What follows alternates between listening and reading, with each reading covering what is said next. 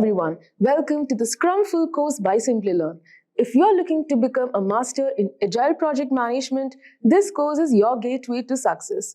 In 2024, the demand for Scrum professionals is at an all-time high, with organizations across industries searching for certified Scrum Masters to lead their teams. The need for skilled Scrum practitioners continues to grow as more companies adopt Agile methodologies, making this the perfect time to build your expertise. With high demand comes attractive salaries and exciting career opportunities. And this course will equip you with the knowledge and skills to excel in Scrum and Agile practices. Craving a career upgrade? Subscribe, like, and comment below. Dive into the link in the description to fast-track your ambitions. Whether you're making a switch or aiming higher, Simplilearn has your back.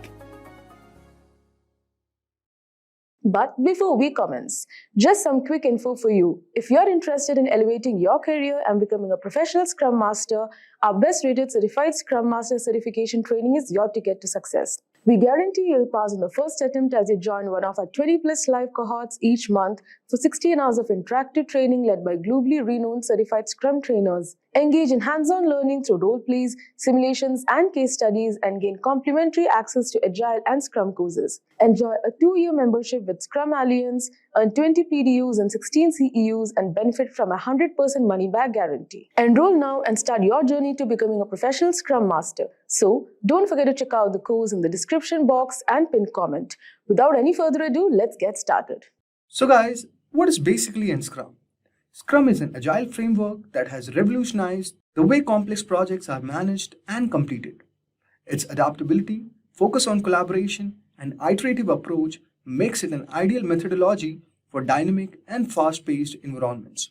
While Scrum is most commonly associated with software development, its principles and practices can be applied to various industries to enhance efficiency and product quality. This comprehensive tutorial aims to provide you with a deeper understanding of Scrum, covering its roles, artifacts, event processes, benefits, and practical implementation. By the end of this tutorial, you will have a solid grasp of Scrum and how to leverage its potential for your projects. Now let us move on to the second part, with a thorough discussion on what are Scrum roles. The product owner plays a very crucial role in Scrum, acting as the voice of the customer. So this is the first Scrum role that we see in Scrum methodology, that is a product owner. This individual is basically responsible for defining and prioritizing the product backlog, ensuring that the team focuses on the most valuable tasks. The product owner works closely with stakeholders to gather requirements, set clear goals, and make informed decisions about the product direction. The key responsibilities of the product owner includes defining the product vision and roadmap, creating and managing the product backlog, prioritizing backlog items based on value, risk and urgency, ensuring that the team understands the backlog items and their importance, and also accepting or rejecting completed work based on predefined criteria. Next role we have is Scrum Master. The Scrum Master is a facilitator and coach who ensures that Scrum framework is followed effectively. This role involves removing obstacles that hinder the team's progress, promoting a culture of continuous improvement, and fostering collaboration. The Scrum Master acts as a servant leader, supporting the team in achieving their goals without dictating how they should work. The key responsibilities of the Scrum Master includes facilitating Scrum events like sprint planning, daily Scrum, sprint review, and sprint retrospective. Then comes removing impediments that block the team's progress. Moving ahead, we have also coaching the team on Scrum practices and principles. Then we have a thorough discussion on protecting the team from external distractions and interruptions. And finally, promoting a healthy team dynamic and addressing conflicts. Next one we have is the development team. So guys, the development team consists of professionals who work collaboratively to deliver a product increment. This self-organizing team is cross-functional, meaning it possesses all the skills necessary to complete the work without relying on external sources. The development team is accountable for creating high-quality increments that meet the definition of done. The key responsibilities of development team includes estimating planning work during sprint planning, collaborating daily to achieve the sprint goal, delivering a potentially shippable product increment by the end of the sprint, then continuously improving their processes and practices, and finally, maintaining transparency through regular communications and updates. Now let us move on and understand about Scrum artifacts. The first one that we have all over here is product backlog. The product backlog is a dynamic list of all the works needed for the product. It includes features, enhancements, bug fixes, and technical tasks. The product owner is basically responsible for maintaining and prioritizing the backlog, ensuring that it reflects the current needs and goals of the project. The product backlog is continuously refined with items being added, removed, or reprioritized as necessary. The product backlog serves as a single source of truth for the team, providing a clear roadmap of what needs to be done. It is essential that backlog items are well defined with clear acceptance criteria to guide the development team in delivering the expected value. Then we have the sprint backlog. The sprint backlog is a subset of the product backlog, containing items selected for the current sprint. During sprint planning, the team decides which backlog items they can commit to completing within the sprint. The sprint backlog also includes a plan for how the team will accomplish this work. Sprint backlog provides a focused and actionable plan for the team, outlining the tasks and goals for the sprint. It is a living document continuously updated as the team progresses and learns about the work. The sprint backlog helps the team stay organized and aligned with the sprint goal. Then we have is increment. Increment is the sum of all the work at the end of the sprint. It represents a potentially shippable product that meets the definition of done, a set of criteria ensuring that work is complete and of high quality. The increment includes not only the new features added during the sprint, but also any improvements or fixes made to the existing features. The increment provides tangible evidence of progress, allowing stakeholders to inspect and evaluate the product. It serves as the basis for feedback and decision making, enabling the team to adapt and refine their approach in subsequent sprints. Then we have is sprint. Now let us move on and discuss about some of the Scrum events. The first one that we have all over here is sprint. A sprint is a time box period typically lasting 24 weeks, during which the team works to create a product increment. The fixed duration of the sprint provides a regular rhythm for the team, promoting consistent delivery and continuous improvement. Each sprint begins with a sprint planning and ends with a sprint review and sprint retrospective. Next one we have is sprint planning. It is an event where the team defines what will be accomplished in the upcoming sprint.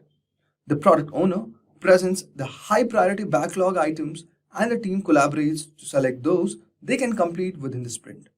Together, they set a clear sprint goal and create a plan for achieving it.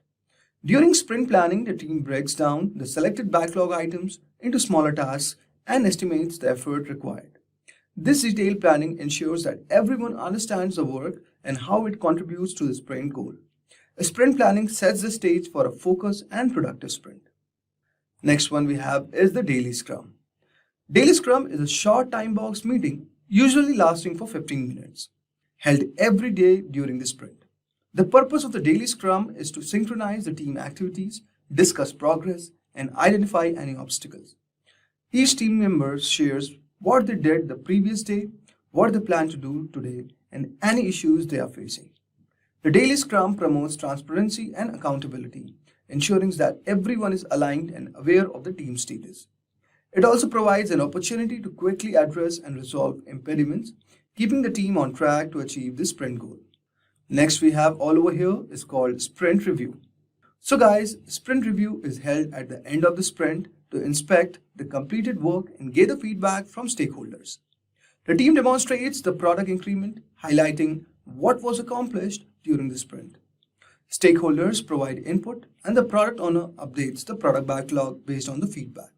The sprint review fosters collaboration and transparency, allowing stakeholders to see the product's progress and influence its direction. It also provides an opportunity to celebrate success and identify areas for improvement. And finally, we have the sprint retrospective.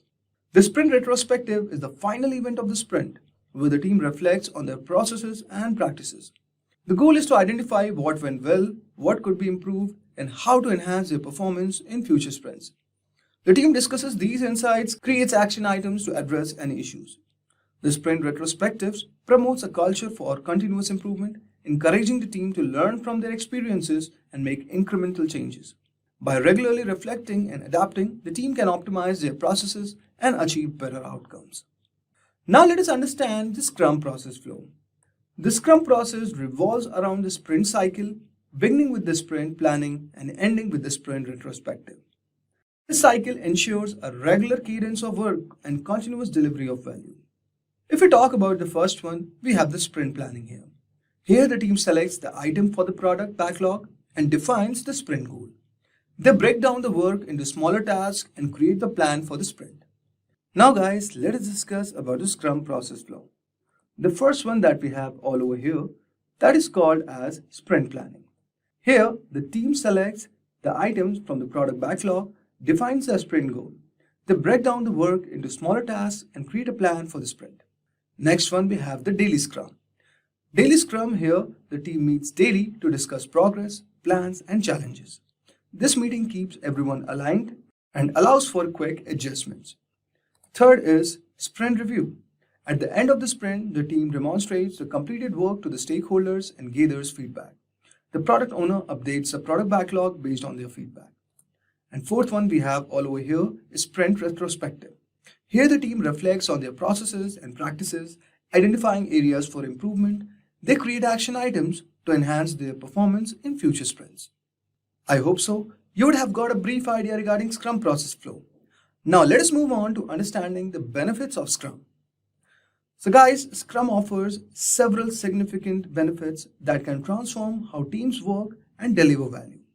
Here are some of the key advantages. The first one that we have all over here is increased transparency. Scrum promotes transparency through its regular events and clear artifacts. The daily Scrum, sprint review, sprint retrospective ensures that everyone is aware of the team's progress, challenges, and successes. This transparency helps build trust among the team member and stakeholders, fostering a collaborative and open working environment. Next one we have all over here is improved team collaboration. The collaborative nature of the Scrum encourages team members to work closely together, leveraging their diverse skills and expertise. The Scrum Master facilitates this collaboration, helping the team communicate effectively and resolve conflicts. This teamwork leads to better problem solving, innovation, and overall productivity. Next one we have enhanced ability to adapt to changes. Scrum's iterative approach allows teams to quickly adapt to changes in requirements, market conditions, or customer feedback. By delivering small functional increments regularly, the team can gather feedback and make necessary adjustments. This flexibility ensures that product remains aligned with the stakeholders' needs and expectations. And finally, it provides faster delivery of valuable products increments. Scrum's time-boxed sprints drive the regular delivery of product increments, enabling faster time to market. This rapid delivery cycle allows stakeholders to see tangible progress and realize value sooner. It also reduces the risk of project delays and enhances the team ability to meet deadlines. Now let us discuss some of the common challenges of following Scrum methodology. We all know that Scrum offers many benefits, but it also comes with its own set of challenges. Here are some of the common issues teams may face. The first one that we have all over here is resistance to change. Introducing Scrum can be met with resistance, especially in organizations accustomed to traditional project management methods. To overcome this resistance, it's important to provide education and training on Scrum principles and practices. Involving team members and stakeholders in transition progress and highlighting the benefits of the Scrum can also help build support. Next, we have handling distributed teams.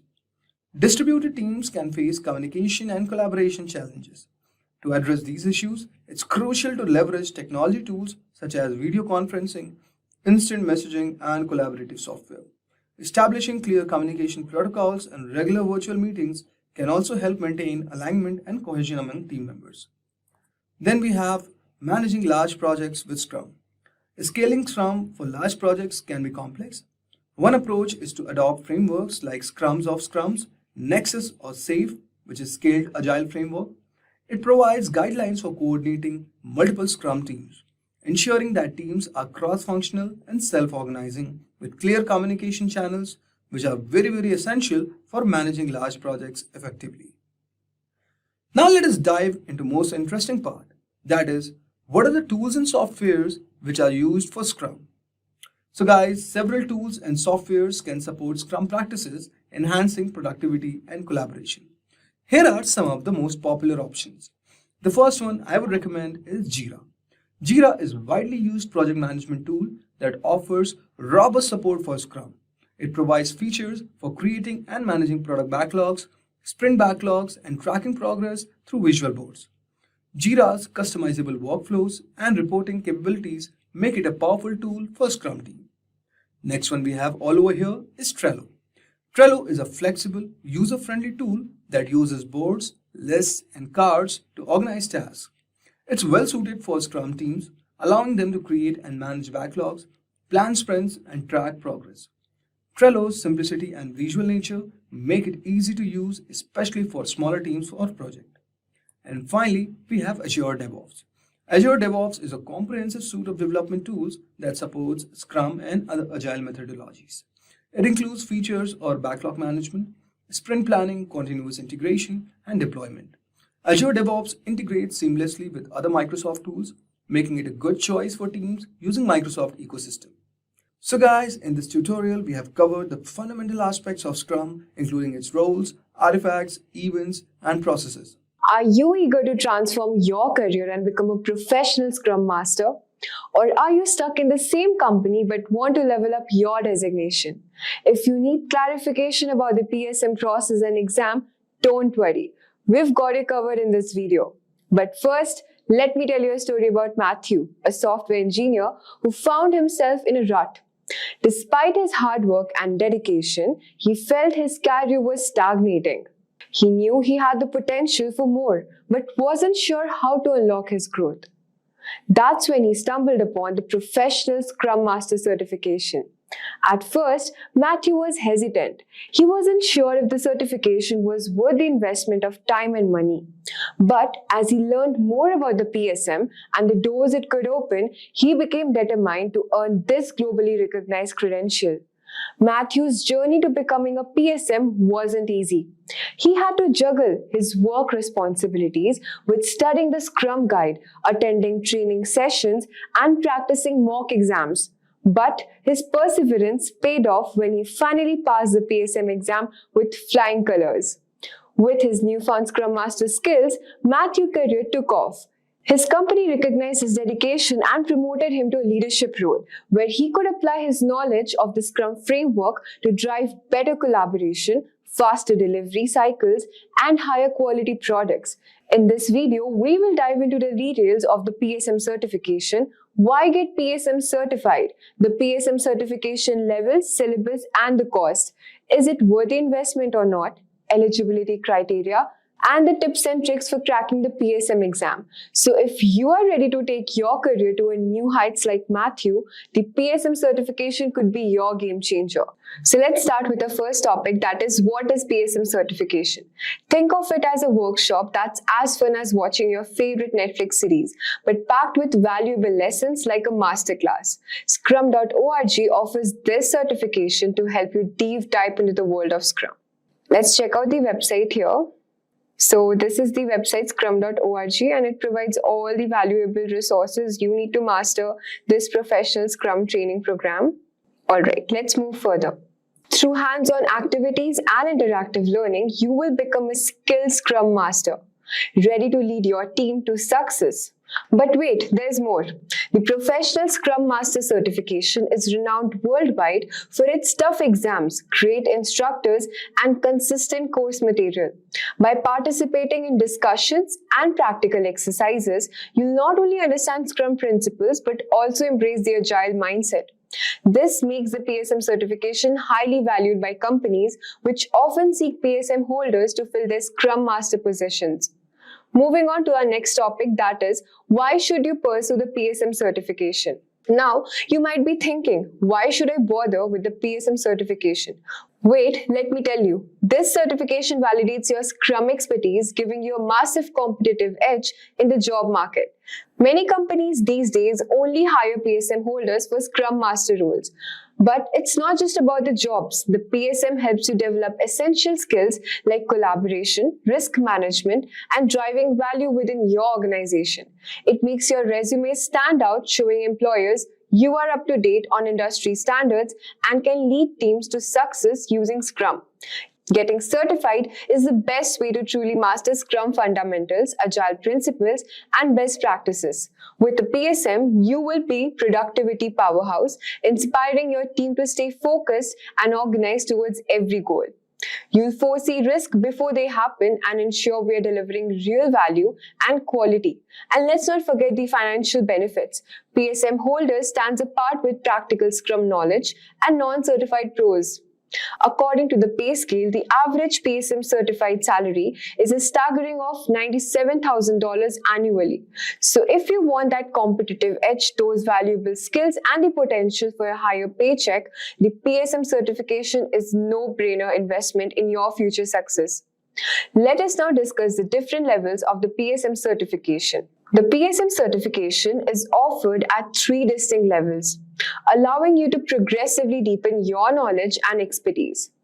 At first, we have the PSM-1, which is the foundational. This entry-level certification validates your understanding of the Scrum framework, its principles, and the role of a Scrum Master. PSM-2, which is the intermediate, building upon PSM-1, this level focuses on advanced Scrum knowledge, extensive Scrum experience, and the ability to apply Scrum in complex situations. PSM-3, which is the advanced certification, this level of certification requires a deep understanding of Scrum application, processes, values, and in-depth Scrum experience, or attendance at the professional Scrum Master training. Let's discuss the cost structure of the 3 different examination levels. PSM-1 has an exam fee of $150 with a $150 retake fee. PSM-2 costs Rs $250 for the exam and retake fee. And PSM-3 commands $500 for both the examination and the retake fee. All 3 certifications are valid for a lifetime. It's important to note that the price of the PSM-1 certification varies by nation. In India, it ranges from $23,500 to $26,000, while in USA, it costs between $999 to $1,450. While the investment may seem substantial, the knowledge, skills, and the recognition you'll gain from the PSM certification can be invaluable for your career growth and the professional development. Additionally, the potential for higher salaries and improved job prospects often outweighs the initial cost. Moving on to the eligibility criteria. Each level of the PSM certification has a specific eligibility criteria. PSM-1. While training is optional, candidates should have a solid understanding of the Scrum Guide. PSM-2. Candidates should have advanced Scrum knowledge, extensive Scrum experience, or have completed the professional Scrum Master course. PSM-3. Candidates must have passed the PSM-1 and the PSM-2 certifications and have a deep understanding of the Scrum application, processes, and values. In-depth Scrum experience or have attended the professional Scrum training course. But what are the required syllabus? Let's discuss. The PSM exam is conducted online with a time duration of 60 minutes. It consists of 80 MCQs and true-false questions and is available only in English language. This certification covers a comprehensive syllabus designed to equip you with the knowledge and the skills necessary to become effective Scrum Master. The syllabus includes the Scrum framework, a thorough understanding of the Scrum Guide, roles, events, artifacts, and foundational principles. Scrum theory and principles, mastering the empirical process, Scrum's guiding principle and its core values, self-organizing and cross-functional teams, facilitating and empowering cross-functional teams to foster flexibility, creativity, and productivity, facilitation and coaching, developing the mindset and skills to facilitate coach teams and organization in adopting and embracing the Scrum framework.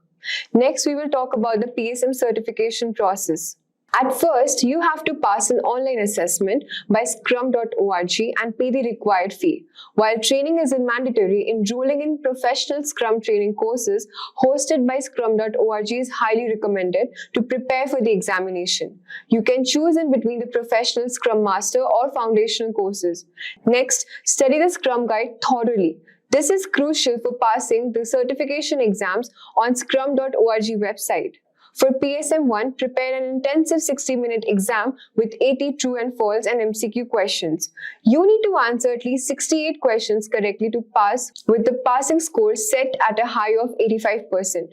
It's a tough challenge, but with the right preparation strategies, that prestigious PSM badge will be yours. Stay focused, study hard, and get ready to join the ranks of an elite Scrum Master. Passing the PSM exam, especially at higher levels, can be challenging due to rigorous nature of the assessment. Here are some of the tips to increase your chances of success. At first, you must attend the professional Scrum Master training courses provided by scrum.org. Thoroughly study and understand the Scrum Guide as it serves the primary resource for exam questions. Practice with mock examination, sample questions, and assessment to gauge your level of preparation. Leverage resources like the Scrum Guide, audio, open assessment, and study groups to reinforce your learning.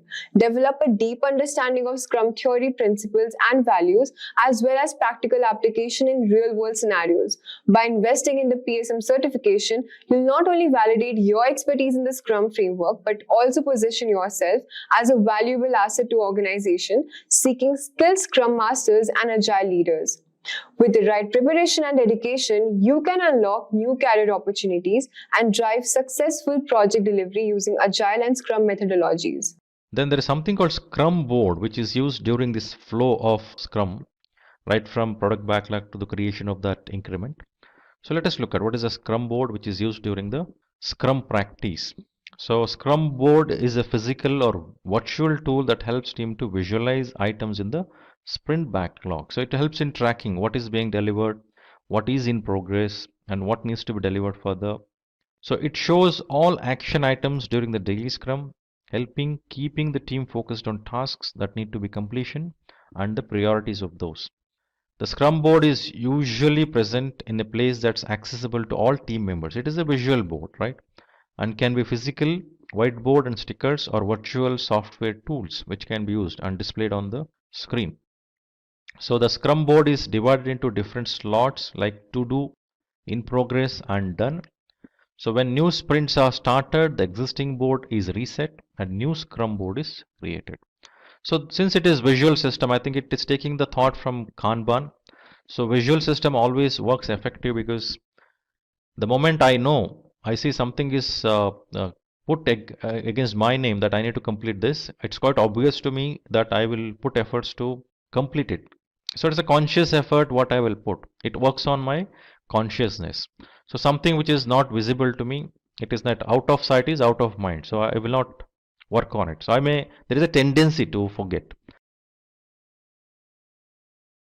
First slide here has to do with user stories and epics. And what I want to do, team, is I want to, before we get into the user stories, I want to go to the whiteboard and I want to just give you a little bit more information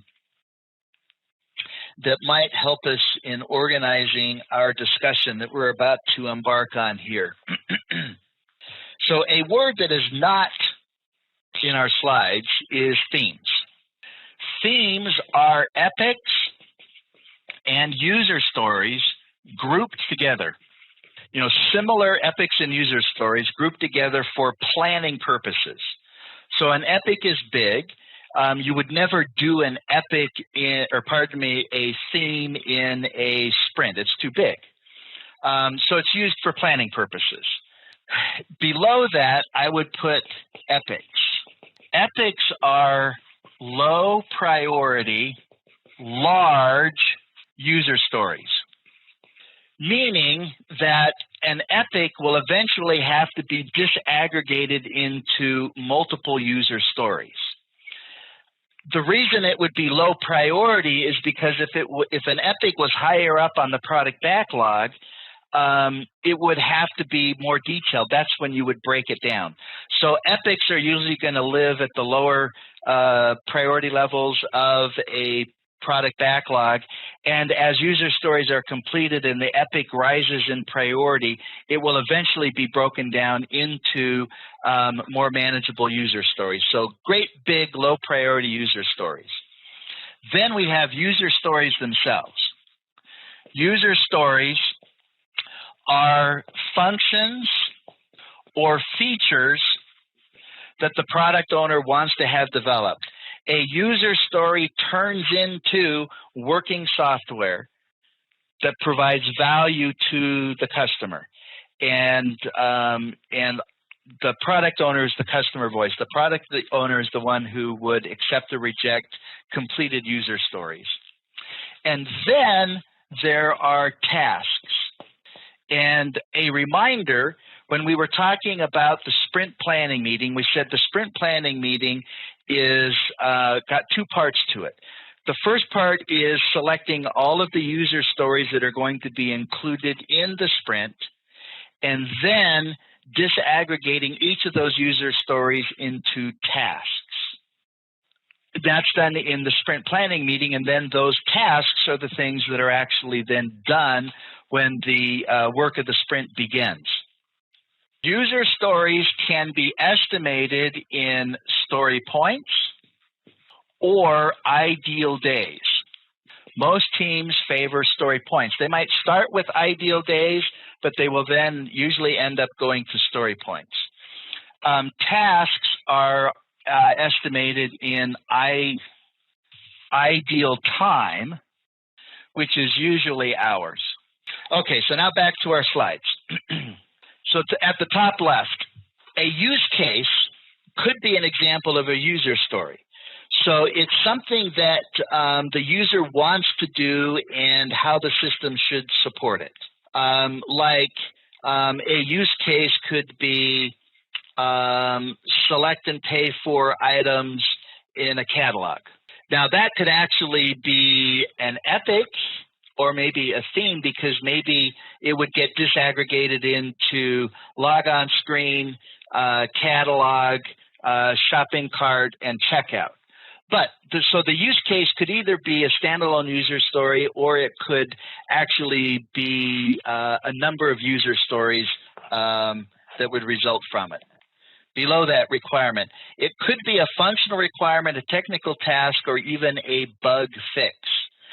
So I'm going to go back to the whiteboard, and a product backlog is going to have a lot of user stories that come from the customer, right? Whatever the customer wants done. But the team may know that it has to do some development work in order for the user stories to even be able to work. You know, there's some system level non-functional requirements that need to be done. And so there could be tech user stories. And then, can you see this low? I can't see your chats, but then there could also be defect user stories. There could even be risk user stories. Now, what could happen is that the product owner ranks these in priority. So this one first, then that one, then that one. And the team says, well, the only thing is that we have to do some development work before we can actually do user story 2.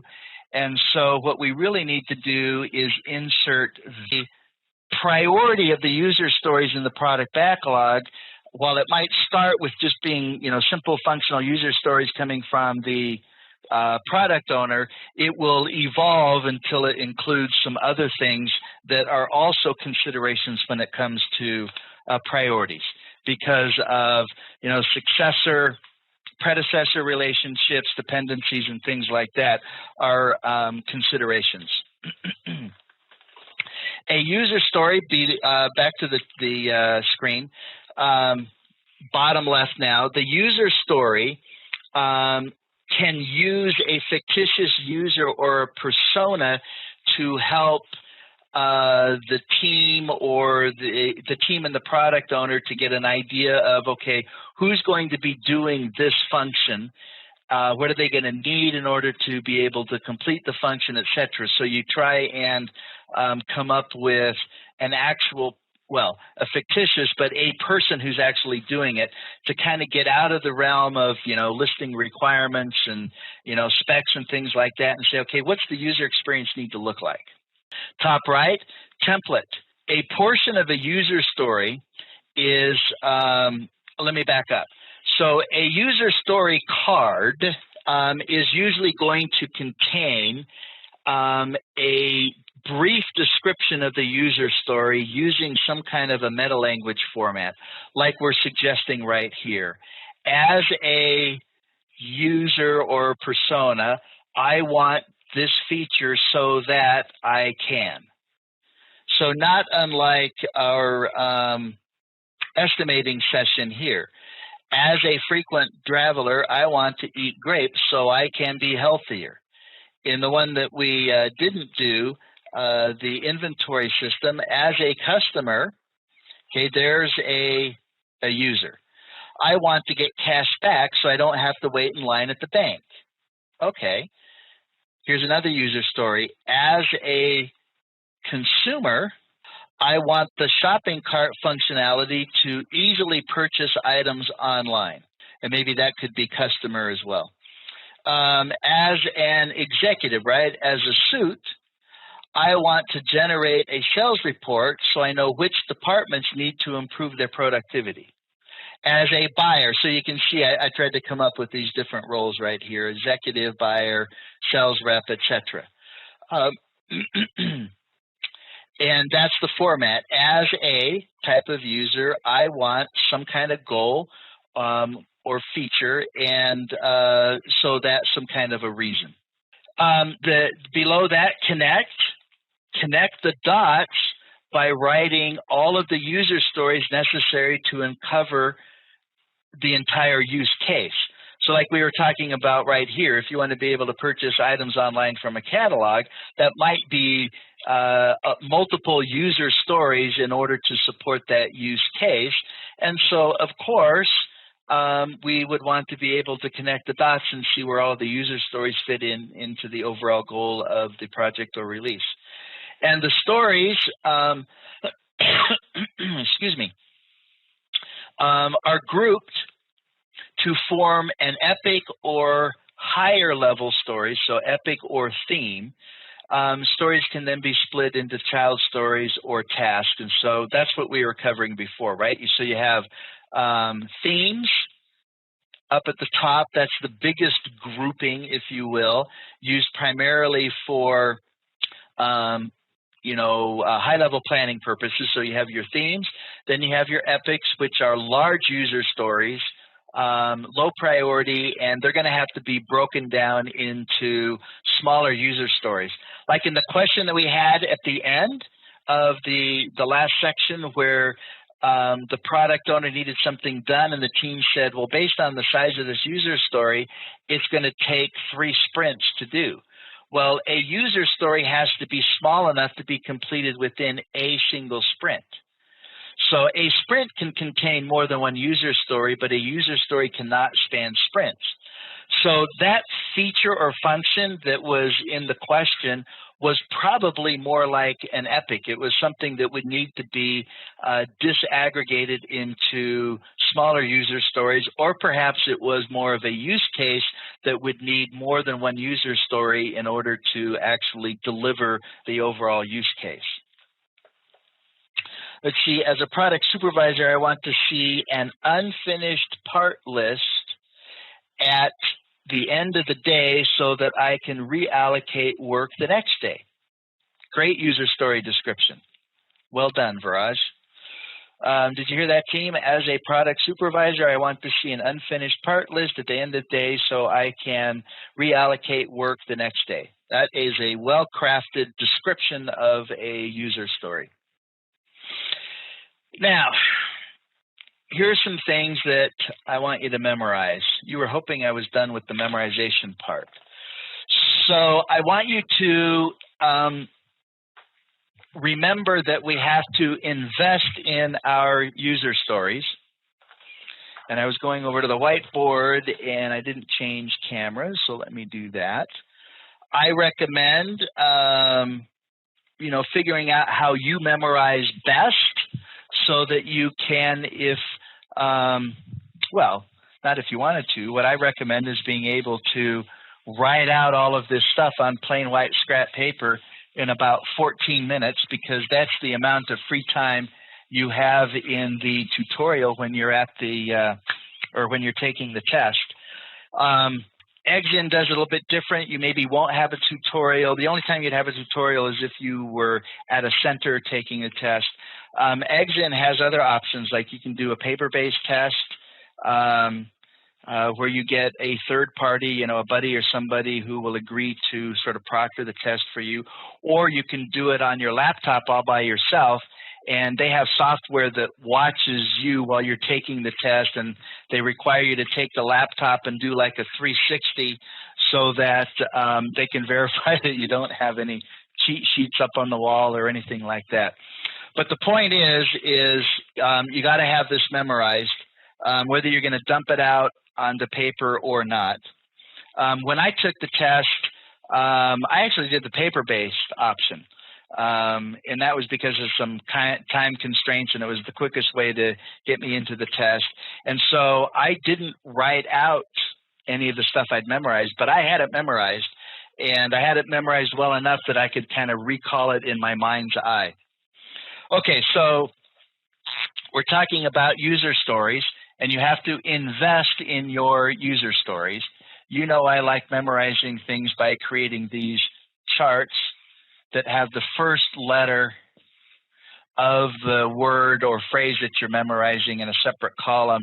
And then I make up a story, that reminds me that I've got to have INVEST. This one is pretty easy. Probably just invest works. So let's go over that. I stands for independent. Independent, meaning that each user story stands on its own. You don't have, when we're doing Scrum, you don't do a user story that won't result in working software. We just talked about the description of user stories, right? So it's a user that needs some kind of functionality for some kind of a reason, and they're all independent. Will they work together? Of course they'll work together if that's a necessity, but if you developed a logon screen, you could demonstrate working software for the login screen. There might be another user story that is, has to do with displaying the catalog and being able to flag or select items that you want to purchase. But there'd be working software for that. Would they work together? Yes, but each user story would complete or result in some kind of working software, and they have to be independent. Negotiable. Negotiable in the way the user story is going to be implemented. The product owner doesn't dictate to the team. The team doesn't say it's only this way and we don't want to hear anything from you. So there are discussions about the size and implementation for each user story. So the product owner can't make it so detailed that there's no room for discussion and the possibility of the team coming up with solutions other than what the product owner was attempting to dictate. V stands for valuable, meaning each user story has to create value for the customer or the end user. E has to be estimable, as in estimatable, except estimatable is not really a word, it's estimable. And S is for small, has to be small enough to be done in a single sprint. If we're doing 2-week sprints, it has to be able to be done in 2 weeks or less. If we're doing 4-week sprints, it could be a larger user story, but it would still have to be done in 4 weeks or less. And then the last one, the T, is testable. Every user story needs to be testable, and it needs to be testable at 2 levels. Remember our triangle? It needs to be testable at the intrinsic quality level, unit tests, etc., and also testable at the extrinsic level, which is the customer point of view, which is acceptance. So every user story has to be testable. Okay, so that's invest, and so let's add that to our list of things to memorize. Invest. And then the next one we have here is the 3 C's of a user story. So the first C, team, is card. So user stories should be able to be written on a 4 by 6 inch index card or some media similar to that. Card. The second C is conversation.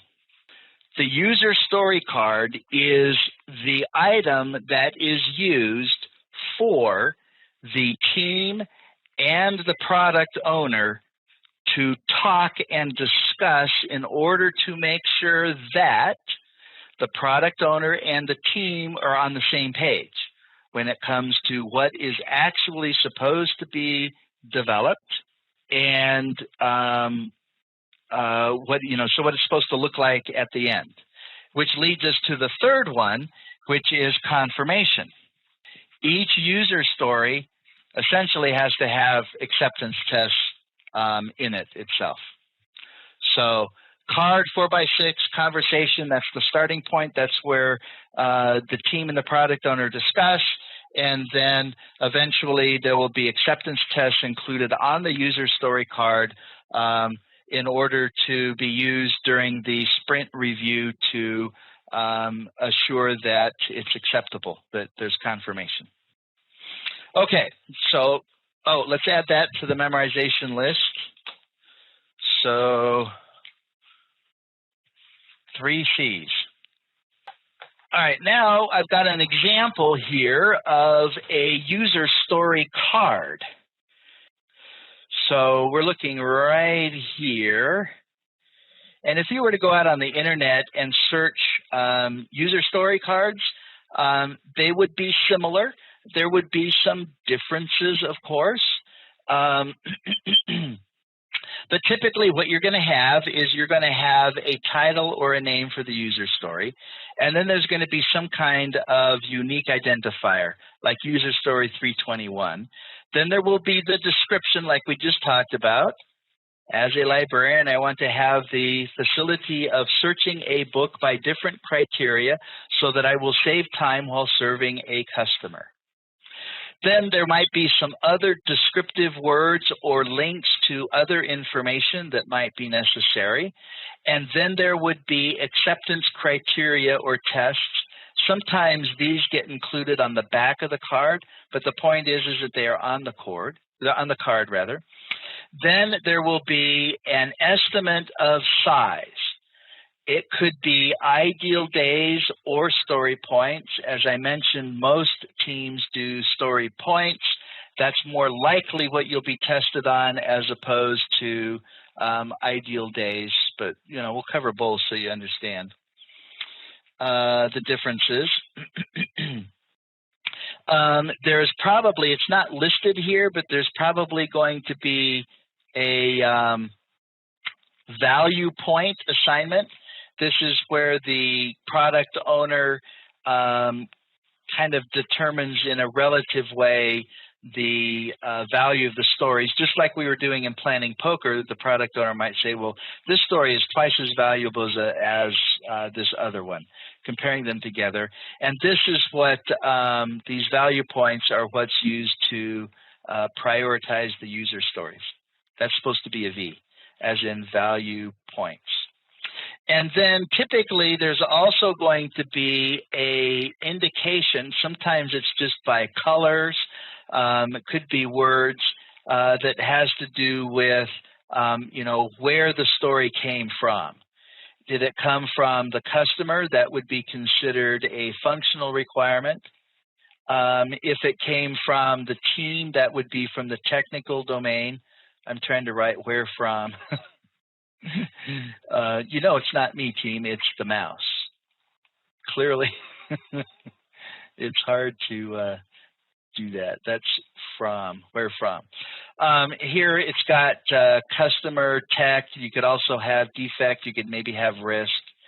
And then there's also going to be an X factor, which would be some kind of word, probably like stable, erratic, incomplete, something like that, to so that the team is designating the user story in respect to the amount of uncertainty or risk that's associated with that user story.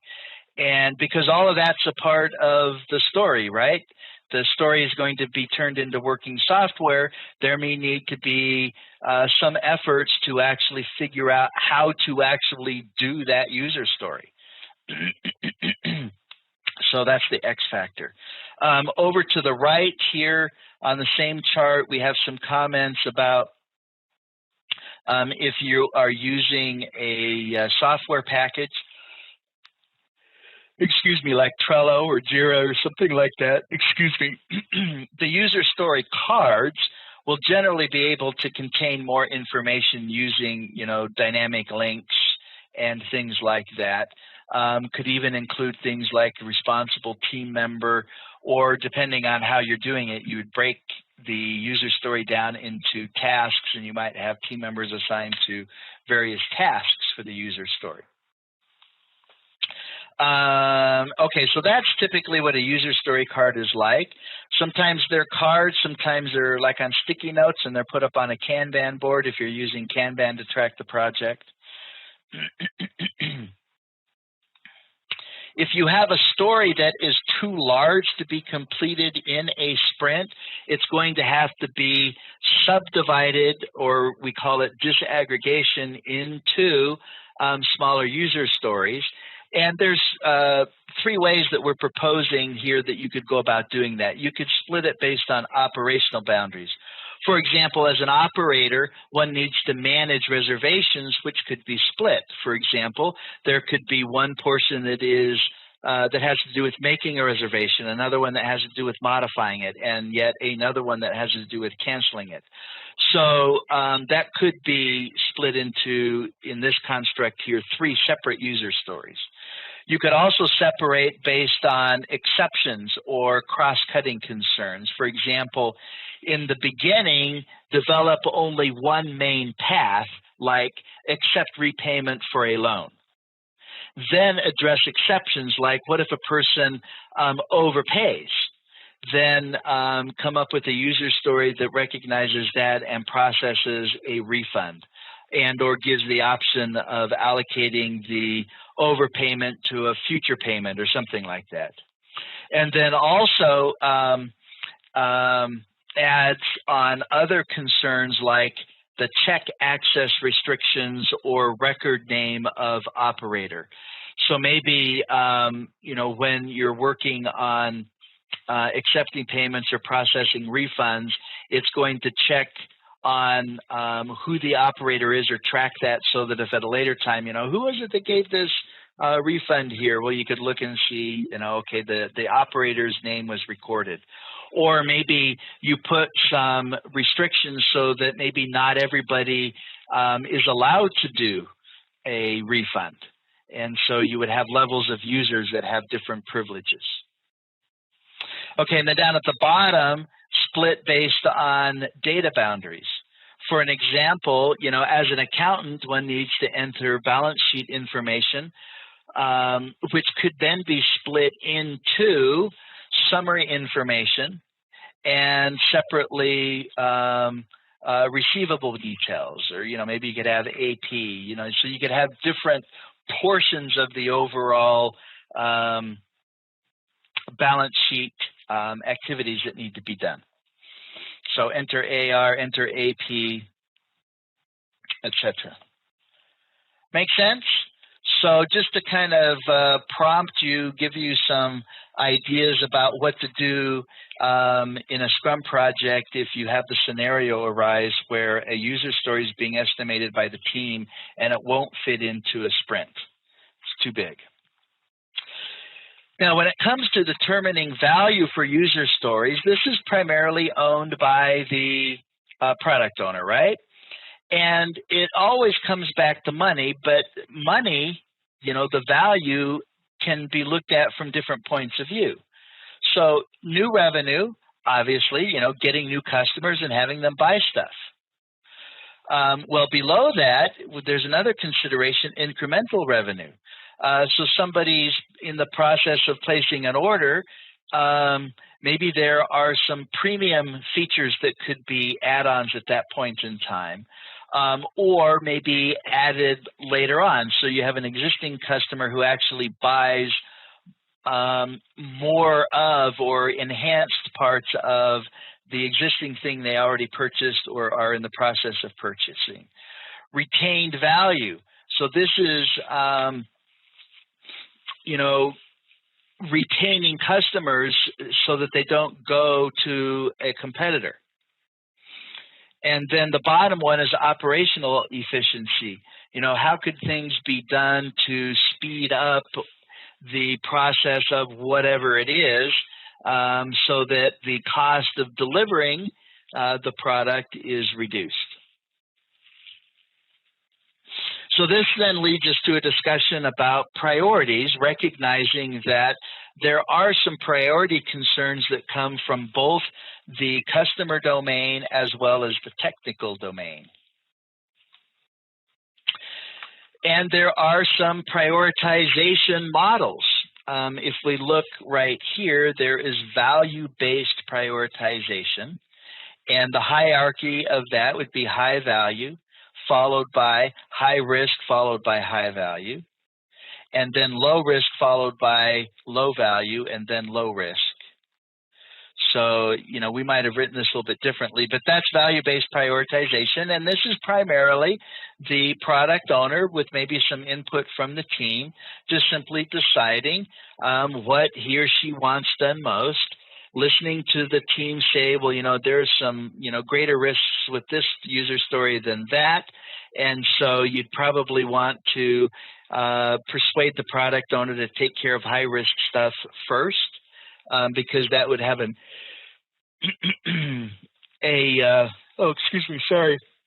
impact on the future things that need to be done. There's the Kano model, which looks at each of the user stories and classifies them as being mandatory, linear, or exciters.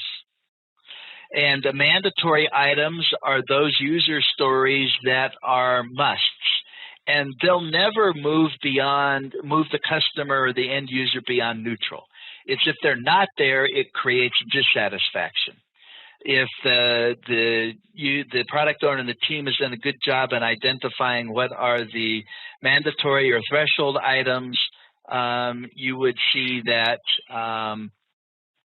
it just gets it to neutral. That's what's expected for the product. Linear items, user stories, are those user stories that as they are implemented progressively throughout the project and added to the feature set, it will linear increase customer satisfaction. And it can be, in their absence, dissatisfaction, all the way up to high implementation, creating a great deal of satisfaction for the customer. And then the third category is exciters and delighters. And those are features or functions, those are user stories that are not mandatory. And the absence of them will never result in satisfaction going below neutral. But by adding them, you could create excitement and delight for the customer. These would typically be things that are features that would be included in a premium version of the product, or maybe add-ons that are promoted, at the point of sale. Have you thought about this because it'll really help you, or whatever. So that's the Kano model. And then there's Uyghur's relative weighting method. And this is all using numbers. So each feature is given a value for its benefit, and its penalty, given a value for penalty, meaning what's the pain if that feature or function is not included. And then there is the cost side and the risk side. And then those are all calculated together, and that results in, a ranking or a hierarchy, which gives you the priority for the user stories. We also talked about Moscow, didn't we? Did we talk about Moscow? Moscow is another prioritization model. Must, could, I said that differently. Must, should, could, won't. Moscow, M-S-C-W. Must, should, could, won't. And we talked about that one. Thank you for that confirmation. Does it seem like a long time ago, or is it just me?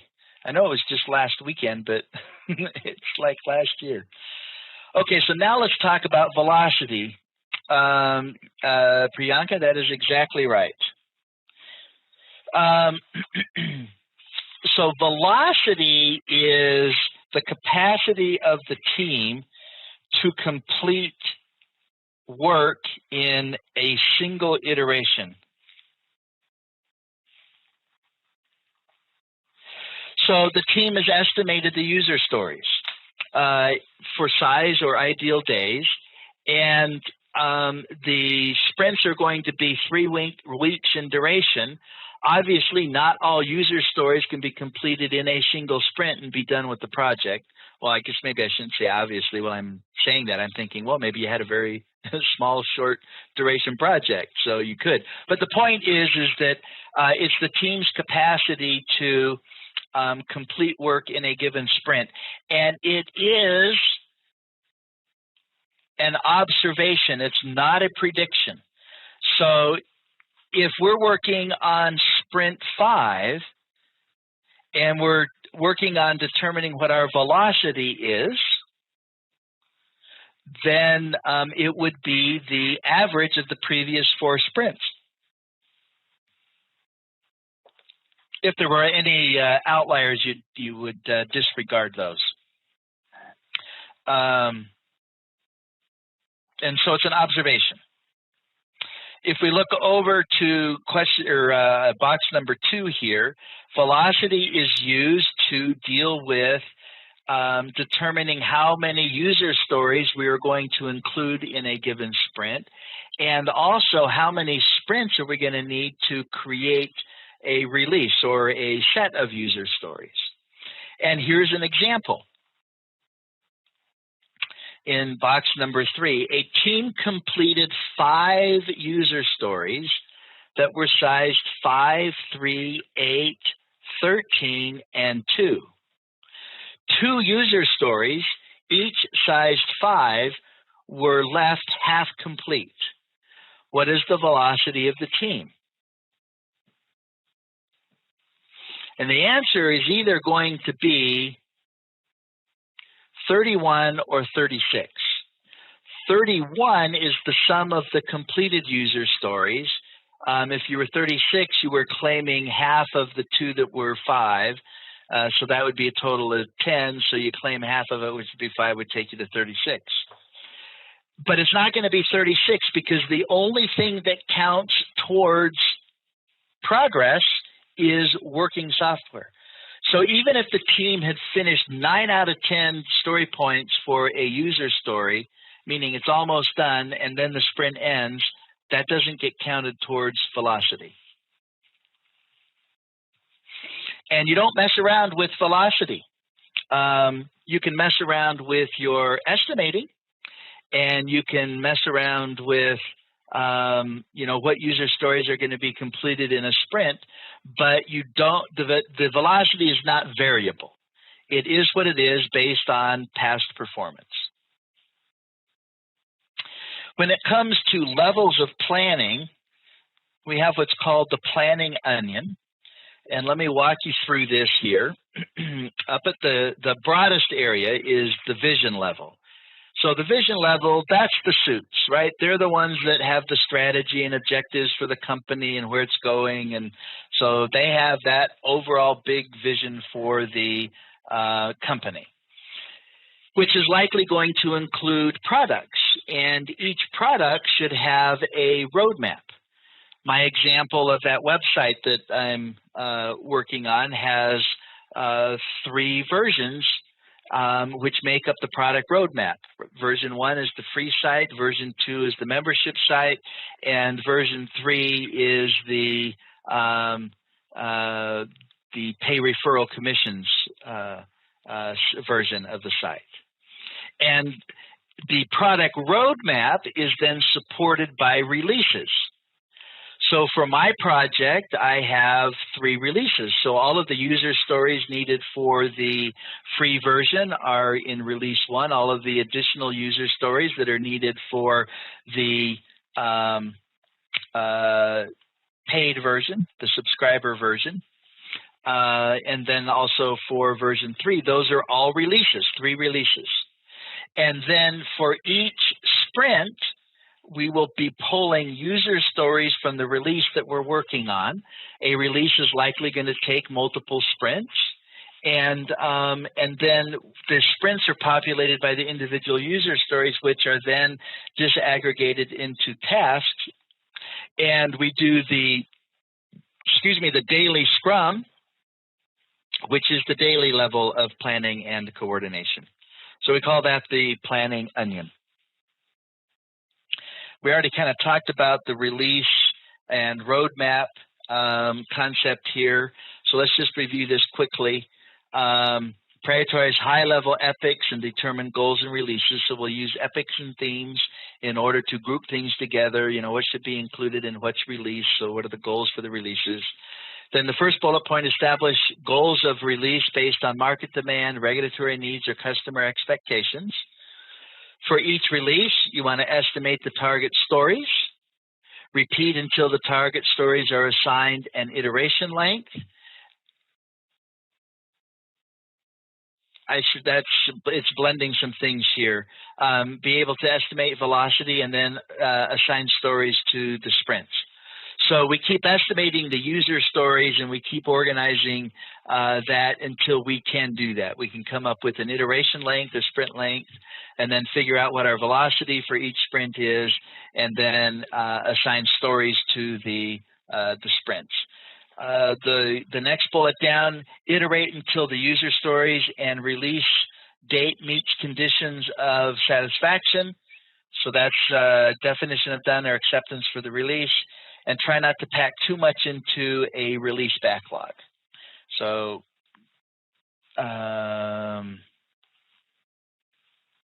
just like you would not want to pack too many user stories into a sprint. You want to have the timelines appropriate and what are included in the events make sense. Okay, so here's a bit more about release planning on this slide here. You've got the product backlog here on the left, and then we might come up with a release plan, which could be flipped and could be looked at horizontally. And you probably plan about 3 releases in advance, or at least you're doing more of the detailed planning on that. Because things are going to emerge when we do, sprint 1 that's going to help in sprint 2, and things that happen in sprints 1 and 2 that are going to help release 3. And then you've got, your subsequent releases where we're just doing very high-level planning. It's called rolling wave planning, where we do detailed planning for things in the future in tandem with doing high-level planning for things in the future. Did I say that right? Detailed planning for things in the near term in tandem with high-level planning for things in the future. And we talked about deciding as late as possible, I believe, meaning that it's better to actually plan the later releases for purposes of making sure we have more information, the most information available. Okay, so estimation. Let's start at the top left. The principles behind estimation. Understand the cone of uncertainty, which is an estimate or best guess to begin with, and then progressively becomes more accurate. In fact, let's just take a break and look at the cone of uncertainty. So at the very beginning of a project, there's going to be a high level of uncertainty. If I were to draw this chart, I would make it a little bit more like this. So clearly, you're going to de-risk the project as early as you can, and then eventually all risk disappears when the project is done. Risk is uncertainty. Okay, below that, the only estimate that matters is the one given by the team. Supported by this comment here, nothing is impossible for the one who doesn't have to do it. So the product owner is like, team, come on, you can do this. The team's like, no, we know what our velocity is. No, the product owner says, I'm telling you, there's no way that that can't be done. I know you can do it. I trust you. I believe in you. But the product owner doesn't have to do the work. Okay, top right, overestimation and underestimation is always going to be an issue that we deal with. It's more likely that we will underestimate than overestimate. And by looking at our velocity from iteration or sprint to sprint, there could be some information that is showing us that we're underestimating, for example, meaning we're thinking the user stories are smaller than they are, and that we can get, a certain number done in a sprint, and then there's a fail. Well, that would mean then that would be discussed during the retrospective, and then we would do something different going forward, which might include doing some re-estimating. Scrum estimating is not necessarily more difficult. However, Scrum exposes bad estimates sooner, which is a good thing. When we were doing our planning poker, you could see that the first time as a team, we didn't know each other. We didn't know everybody's thoughts and concerns. And those kinds of things, get shared and absorbed as a project goes on. And so there's a higher awareness of that. So what we would say is that using estimation techniques, Scrum estimation techniques, might be more inaccurate at the beginning of a project, but they will quickly become very accurate as the project advances forward. Let's see, there's a question here. Can velocity be increased over a period of time for the project? Yes, it can. Now, it's not that it will increase if the team is learning how to work together better and better. You would expect that, if I can just use my mouse here, if we were tracking velocity, so this would be points completed over here. Let me just do PTS for points. And down here is time.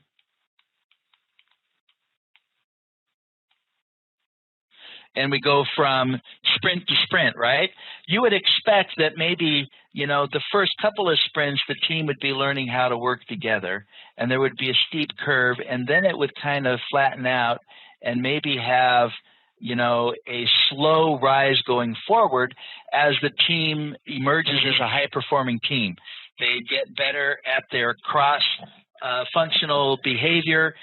Somebody's sick, the team just keeps chugging along. Other things, oh, sorry, there, I had bumped a thing on my screen there. So the team, learns how to work better together, and, their estimates become more accurate, etc. And you would expect a high-performing team to have a result like this for velocity, where there's quick improvement, and then it kind of stabilizes and then begins to tick upwards. Okay, we talked about the cone of uncertainty. Let's talk about ideal time. When we do estimating for user stories, we do it in ideal days. When we do estimating for tasks, we do it in ideal time, which means hours. I think that's on the whiteboard, or it was on the whiteboard. Oh, it was on it. So ideal time is the amount of time it takes to complete a piece of work.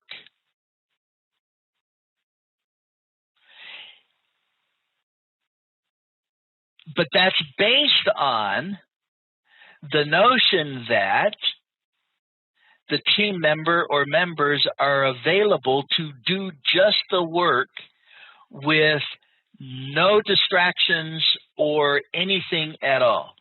So assuming that Priyanka could sit down at a keyboard and code for 8 hours without taking a break for lunch, no phone calls, no discussions, no meetings of any kind, just work 8 hours, how much could be done in that 8 hours by Priyanka?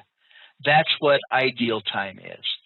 But the thing of it is that there is no such thing as somebody being able to spend every minute of every day only doing work. There will be distractions. So it has to be converted into elapsed time. Now, we don't convert it to elapsed time at the user story level, but we do convert it to elapsed time when we are dealing at the task level. And what that looks like is, you know, for each team member, you're going to have to do it separately because some team members have more distractions than others. Some might have other duties that pull them away. Whatever the case may be, you determine how much time in a given day a team member is available to do work. So say it's 5 hours out of 8 for one. Maybe it's 6 hours out of 8 for another. Maybe it's 4 out of 8, but you figure out what it is, and then you take the average, and that average availability is used then to convert ideal time into elapsed time. I should have circled this box here because we talked about this as well. And then I already mentioned this here, only considers actual work time, not the distractions. So that's the concept of ideal time. When it comes to story points, it's different than that. They are a measure of size relative to each other. So we were doing planning poker this morning where we were looking at grapes versus apples, and then we were looking at oranges and what else do we have? Watermelons and coconuts. And we weren't trying to figure out how much time it would take to eat grapes as opposed to how much time it would take to eat a coconut. It's clear that it's going to take longer to eat a coconut because there's more effort involved. So we have a sense that it's going to take more time. But comparing the coconut to our baseline of 2, right, we came up with a baseline of 2 for the smallest user story. We compare eating coconuts to that baseline and we say, okay, you know what, it's going to take more effort to eat the coconut than it is to eat grapes or apples. So you can do it like we did. You can also triangulate. For example, when we did our planning project this morning, or this morning for me rather, at the beginning. Oh, that's not it. That is the daily stand-up. Here it is. If I had said, team, I want you to pick a small user story, a medium user story, and a large user story. And then we would then compare other stories to those 3, and so we would kind of triangulate on it. Let's say that we did, 2 was small. I'm sorry, I'm saying that wrong. Grapes was small, apples were medium, and coconuts were large. Well, if we then looked at orange and we said, well, you know, orange is smaller than apples but bigger than grapes. So we would know this would fit in between grapes and apples. And so let's say, you know, we had apples at 5 and grapes at 2, then we would say an orange is probably going to be 3. And the values, you know, now I used, in our example, the modified Fibonacci series. What we do in Scrum and Agile, if we're using story points, we're going to use a nonlinear scale for the values. So down at the bottom here, there's the modified Fibonacci sequence. The way the Fibonacci sequence works, by the way, it's the value is the sum of the two on the right. So let me break this right here because this is a modified Fibonacci. So 13 is 5 plus 8. 8 is 3 plus 5. 5 is 2 plus 3, and 3 is 1 plus 2. If we were doing the real Fibonacci series, this wouldn't be 20. It would be 13 plus 8, which would be 21. I don't know why some use modified Fibonacci and others not, but that's just kind of a common thing to do. If you're doing planning poker, you give everybody 7 cards, 1, 2, 3, 5, 8, 13, and 20. Another nonlinear scale is doubling, 1, 2, 4, 8, 16. You typically don't go too far to the left with the values because that either means that you're being too granular or you've got stories that are probably too big and they need to be disaggregated.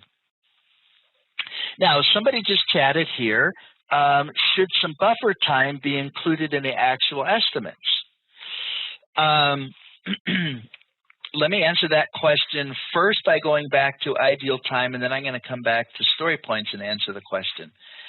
When we're estimating in ideal time, we don't add a special amount of time that we would call a buffer. We just allow for the distractions and the interruptions, which could look like a buffer, right? You're saying, Priyanka, if based on your duties in the organization and our workday of 8 hours, you're typically available to be doing your project work 5 out of those 8 hours. So when we are converting ideal time to elapsed time, we will be building in extra time based on distractions and interruptions. We would not call it a buffer, but that's essentially what we're doing. Now, when it comes to user stories that we're using story points, it is different. The points are for the entire amount of the work. And why might we need to have some extra time for a user story? Well, it's likely going to be driven by uncertainty. There might be other things that impact it, but that's the main thing. Sorry, team. So when the team is estimating the size of the user story, they will be including in their discussion and estimates any extra time or buffer time that would be needed for that user story to be completed. So do we accommodate uncertainty when we're using story points? Yes, we're looking at the X factor, and if we've got an unstable user story, then we're probably going to say, this is going to be a bigger user story than one that's similar but has a much lesser level of uncertainty. So that's the story points. Let's compare the two. Ideal time uses things like hours and days, which is easier to explain outside the team, right? The suits like things in days and hours. Everybody's estimate may be different, not a bad thing. It's easier to do at the beginning because we're oriented to think about time. And it does kind of shine a light on wasted time. Story points are harder to explain outside the team. The suit says, well, how long is it going to take to do user story 301? And our answer is, well, that's a 10 user story point user story. And the suit's saying, what does that mean? Tell me how long it's going to take. So the suits have to be converted to story points. Now, here's the thing. It's a lot easier to get consensus when we're estimating in story points. And once we get good at it, it's going to be much faster. We have to remember it's not comparable across teams.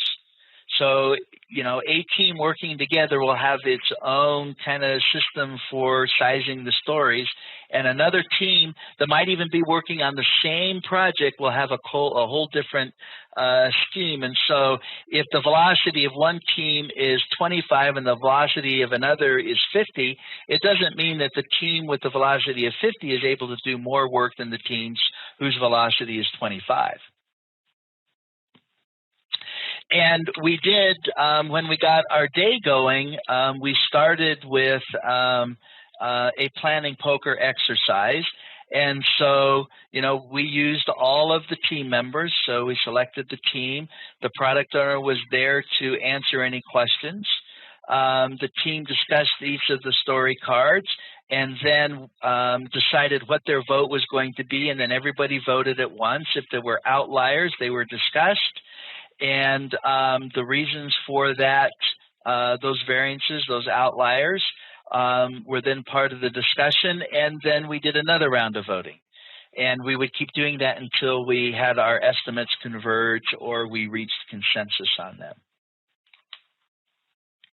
Okay, so advantages of planning poker: it's fun, it's quick, it gets the whole team involved, the team understands a little bit about all of the stories, everybody contributes his or her expertise, and the discussion during the estimation provides clarity in the direction approach and even a bit of design. If we were in the same room team and we were doing a planning poker activity like we did at the beginning of our day together, we would be able to, model it a little bit better. Or if we tried to unmute everybody, but you could hear the background noise. I've tried doing it, it doesn't really work. But you get the idea that if the team's discussing and things like that, you would actually get to the point where your estimates would converge and the team would say, okay, this user story size is, whatever it is. Okay, so we need to wrap things up for the day. So we are ending right here. And that means tomorrow when we get together, we're going to be doing slide 20, or starting with that, which is affinity estimating. And let's see, affinity estimating, we go through that. We're going to talk about tracking progress using information radiators. And then we're going to talk about what we do when we find variances between the plan and the actual results, and then we'll have our quiz. Now let's talk about the values of Scrum. Now this is different than pillars. This is values. So there are 5 values for that, and this is something that I want you to memorize. So I'm going to switch my cameras here and go to the whiteboard, and we're going to add to our list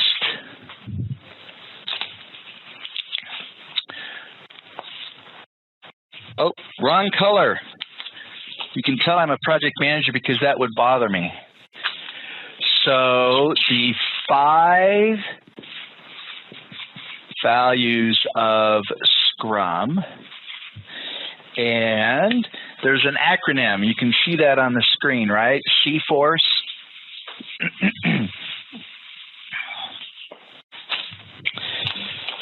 Okay, so 5 values of Scrum. And C, F-O-R-C. And you kind of know my style here. You don't have to do it this way, whatever works for you, but have some kind of a strategy for memorizing things. It will probably serve you well. So the first C is commitment. The next one, there are 4. F is focus. O is openness. Is that 2 N's or 1? I don't know. Openness. We'll blame it on the marker if it's not right. R is for respect. And the last C is courage. And so there's your little chart right there. And let me just briefly go over these. None of these will be a big surprise here. We've talked about some of them already in one context or another. For commitment, that means the team is going to commit to deliver value to the customer. They're on board, there's the buy-in, all of that's there. Focus, the team is going to focus on the few important things at a time. So we're going to do time boxing. We're not going to do things broadly, specifically focus on a few things at a time. O is openness. That's analogous to the T, transparency, and the pillars, meaning we're going to be completely open in sharing information about the project, our own opinions, our fears, our concerns, etc. R stands for respect, and that's kind of a 360 view. We respect ourselves, we respect others, we respect the concepts that we are using as part of Scrum, and and we respect the other stakeholders as well, 360. And the last C stands for courage, and that's the courage to make commitments even when we're in an uncertain environment. Courage to deal with fear that comes from a failure, courage to share disagreements openly yet respectfully, courage to participate in debating technical approaches, etc. Okay, so now let's go to the Scrum Lifecycle chart, and what I want to do is I want to elaborate on this just a little bit.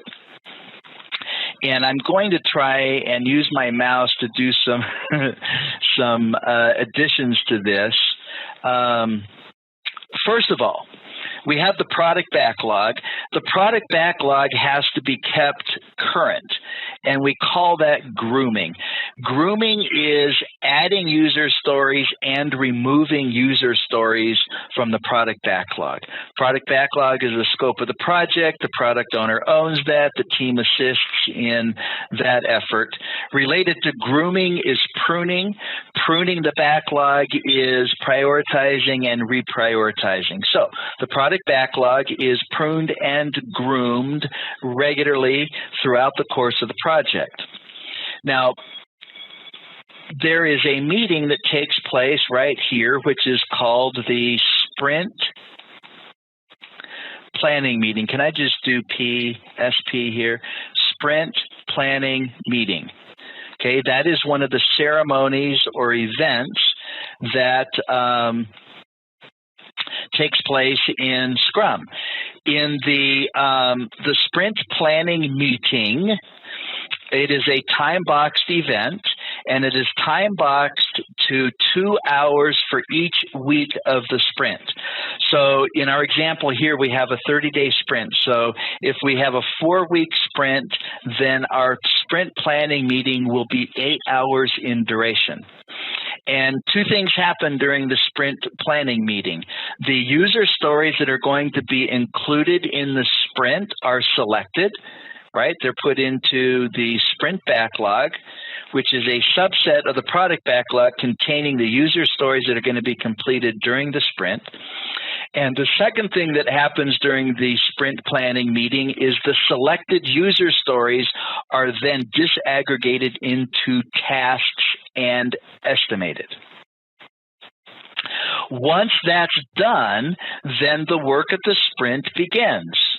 There will be a daily scrum like we did at the beginning of our workday together as our team.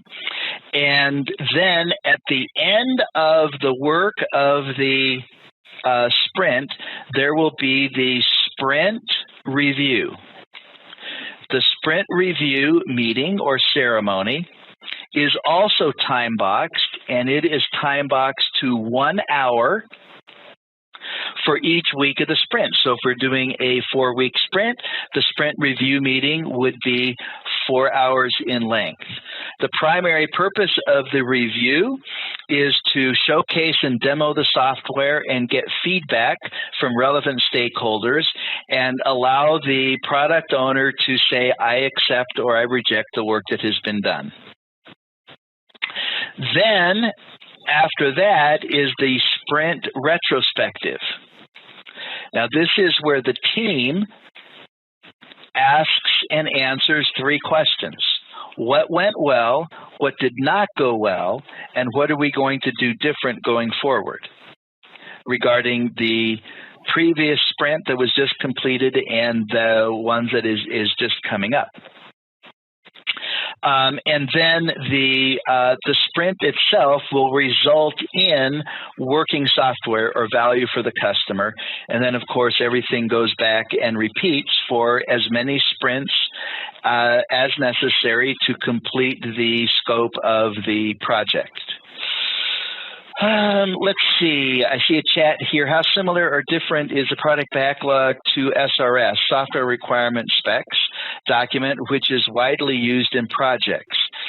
It's different. And if you will hang on to that question, we're going to have a discussion later on about user stories, and that will help you understand the differences.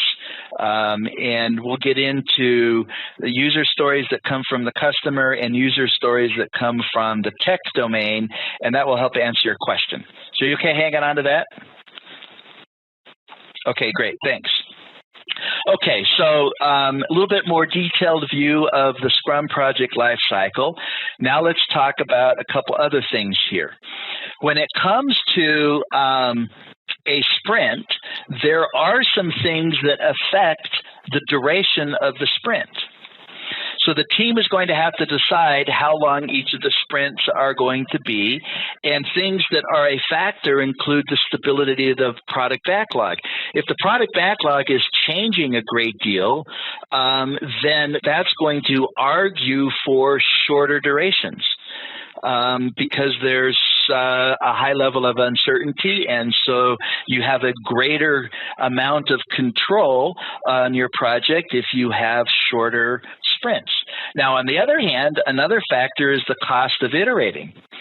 Every time we do a sprint, there are costs associated with the sprint planning meeting, the sprint review, the sprint retrospective, right? People show up to those meetings, you got to pay them, and excuse me.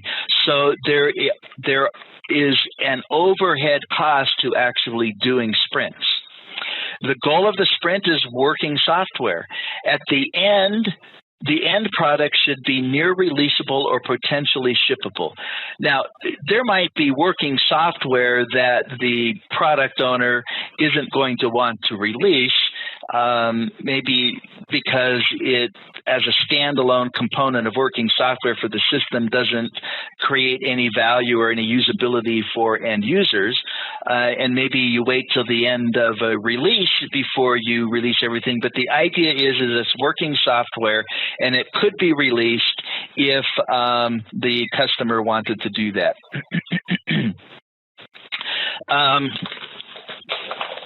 Sorry, I just dropped something. I see a question there. I will circle back to your question in just a sec. The sprint duration and deliverables do not change once the team has committed. This is another one of those things that has to be viewed as absolute when we're doing Scrum. So if we say that we're going to do a 2-week sprint and we select 5 user stories based on our velocity or capacity, once that decision has been made, the duration of the sprint does not change, and we do not add or remove any user stories. Now, it could be possible for the product owner to cancel a sprint, but that would be extreme. That would be because there is such a major change to the product backlog that the work of the current sprint is going to be completely irrelevant. You don't change the sprint, you cancel the sprint.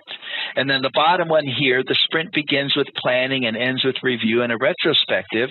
And there was a question here, are there any issues with combining the retrospective and the planning ceremonies? And the answer to that is yes. Now, could they be combined depending on the environment? The answer is yes. And the way we would arrive at whether or not it would make sense is who's going to be participating.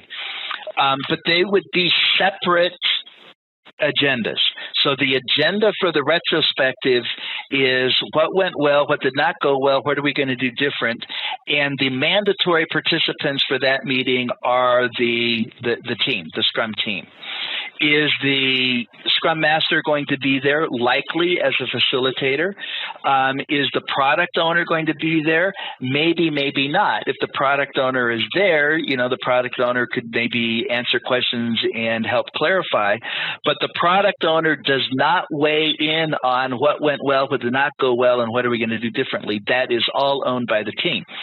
In the planning meeting, the product owner has to be there, and the product owner is the main driver of that meeting. The product owner is talking about or dealing with the priority of the user stories. The team's weighing in. Maybe there's some dependencies that need to be considered, but the product owner has to make the hard decisions with regards to what's going to be done in the next sprint based on the constraints from the team, like velocity and technology and sequencing and things like that. So I kind of answered that from a real-world point of view. Yes, it could be. It's not desirable. On the test, they are completely separate. Did I get you there? I'll keep my eye on the chat box, make sure I got that answered well enough for you, and let's move ahead. Okay, the sprint planning meeting. This is looking right down here. This is conducted at the beginning of a new sprint. It's attended by the team, the product owner, and the Scrum Master.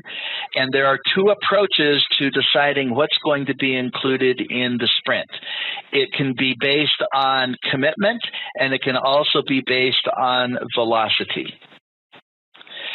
And the goal here is to get team buy-in, make sure that there is clarity between the team and the product owner as to what the definition of done looks like for the user stories that are going to be included in the sprint.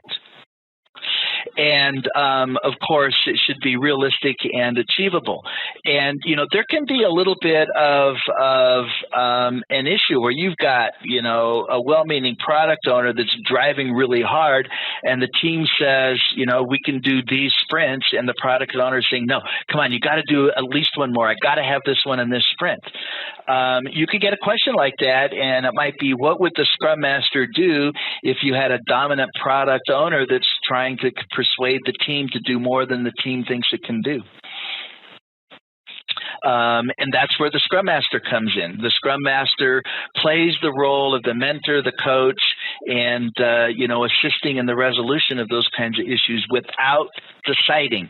The Scrum Master is not a decider. The team decides when it comes to how, and the product owner decides when it comes to what. Okay, the Scrum meeting, daily Scrum, we've talked about it, right? The entire team attends the meeting. Could the product owner be there? Yes. Does the product owner need to be there? No.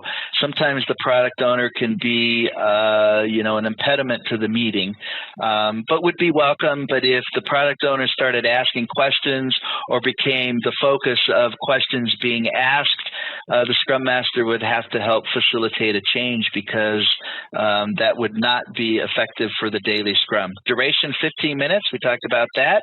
And the agenda. What did I do yesterday? What am I going to do today? And what are my impediments? The sprint review. Now, who attends? It's going to be the team, the product owner, the Scrum Master, and potentially others. So optionally, others, that we would want to get feedback from would be end users, operations folks, the suits. All of those would be welcome depending on the relevance of the software that's being demoed and being subject to the acceptance testing and the product owner, giving the thumbs up or the thumbs down when it comes to acceptance. The duration for this, we mentioned this before, it's not just a flat 2 hours, it's 1 hour per week. So if you did a 4-week sprint, you would plan on the review being a maximum of 4 hours in duration. The agenda is to demo the completed software, get feedback, and then see where we are when it comes to the release plan. The retrospective, who is there? It's attended by the team. And I would modify this slightly, and I would say this is the mandatory group that needs to be there. Optionally, the Scrum Master would be there. Potentially, you could have an external facilitator. The role of the Scrum Master would be the facilitator. Now, a good Scrum Master, being a facilitator in a retrospective, would have some knowledge of control charts, the 5 whys, Ishikawa diagrams, things like that. And although the Scrum Master would not be participating in the actual use of the tools, the Scrum Master would be facilitating the effective use of those tools.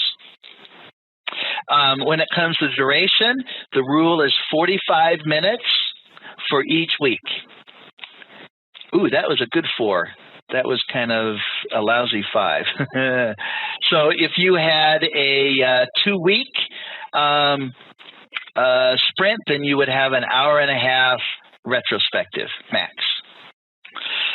And what's the purpose? There's the agenda for the retrospective, 3 questions. What worked well? What did not go well? What are we going to do different? And it's not just a chat session. Well, that would be part of it. You will use tools and techniques, like some that I mentioned, control charts,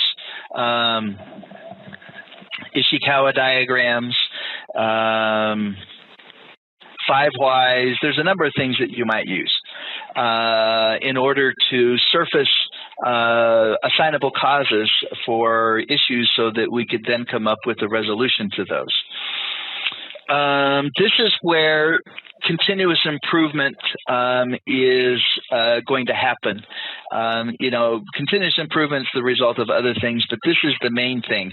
And if you were to get a question about the relevance or the necessity of retrospectives, there is no equivocation. You do a retrospective after every sprint. If you don't do a then there's no improvement. Things just stay static. Okay, so we talked about the 4 main ceremonies, right, in a Scrum project. Sprint planning, you with me? Daily stand-up, the sprint review, and then the sprint retrospective. All considered mandatory for effectively doing Scrum. And not doing them or one of them would be considered a fail. Okay, artifacts that we use when it comes to Scrum. We've talked about the product backlog. We talked about the sprint backlog. There's also a release backlog. Depending on the size of the project, it might be advisable to group user stories into releases. If you have a product roadmap, your releases would line up for that. For example, I've got a real-life project that I'm working on, and my product roadmap is got 3 versions. It's a website. The first version is free. The second version includes a membership component, and the third version includes a referral commission portion to it. And so I will then do 3 releases. I'll have all the user stories that will result in version 1, all the user stories that result in version 2. So that's what the release backlog is. And so if you look at it in sequence, the product backlog is the overall scope of the project. The release backlog is a subset of the product backlog, and then the sprint backlog would be a subset of the release backlog. The product backlog might look something like this. It's a list of user stories that are written by the product owner and are going to be developed by the team members. And we had a product backlog for the thing that we did this morning, right? So here's another example of a product backlog. This is more of a list.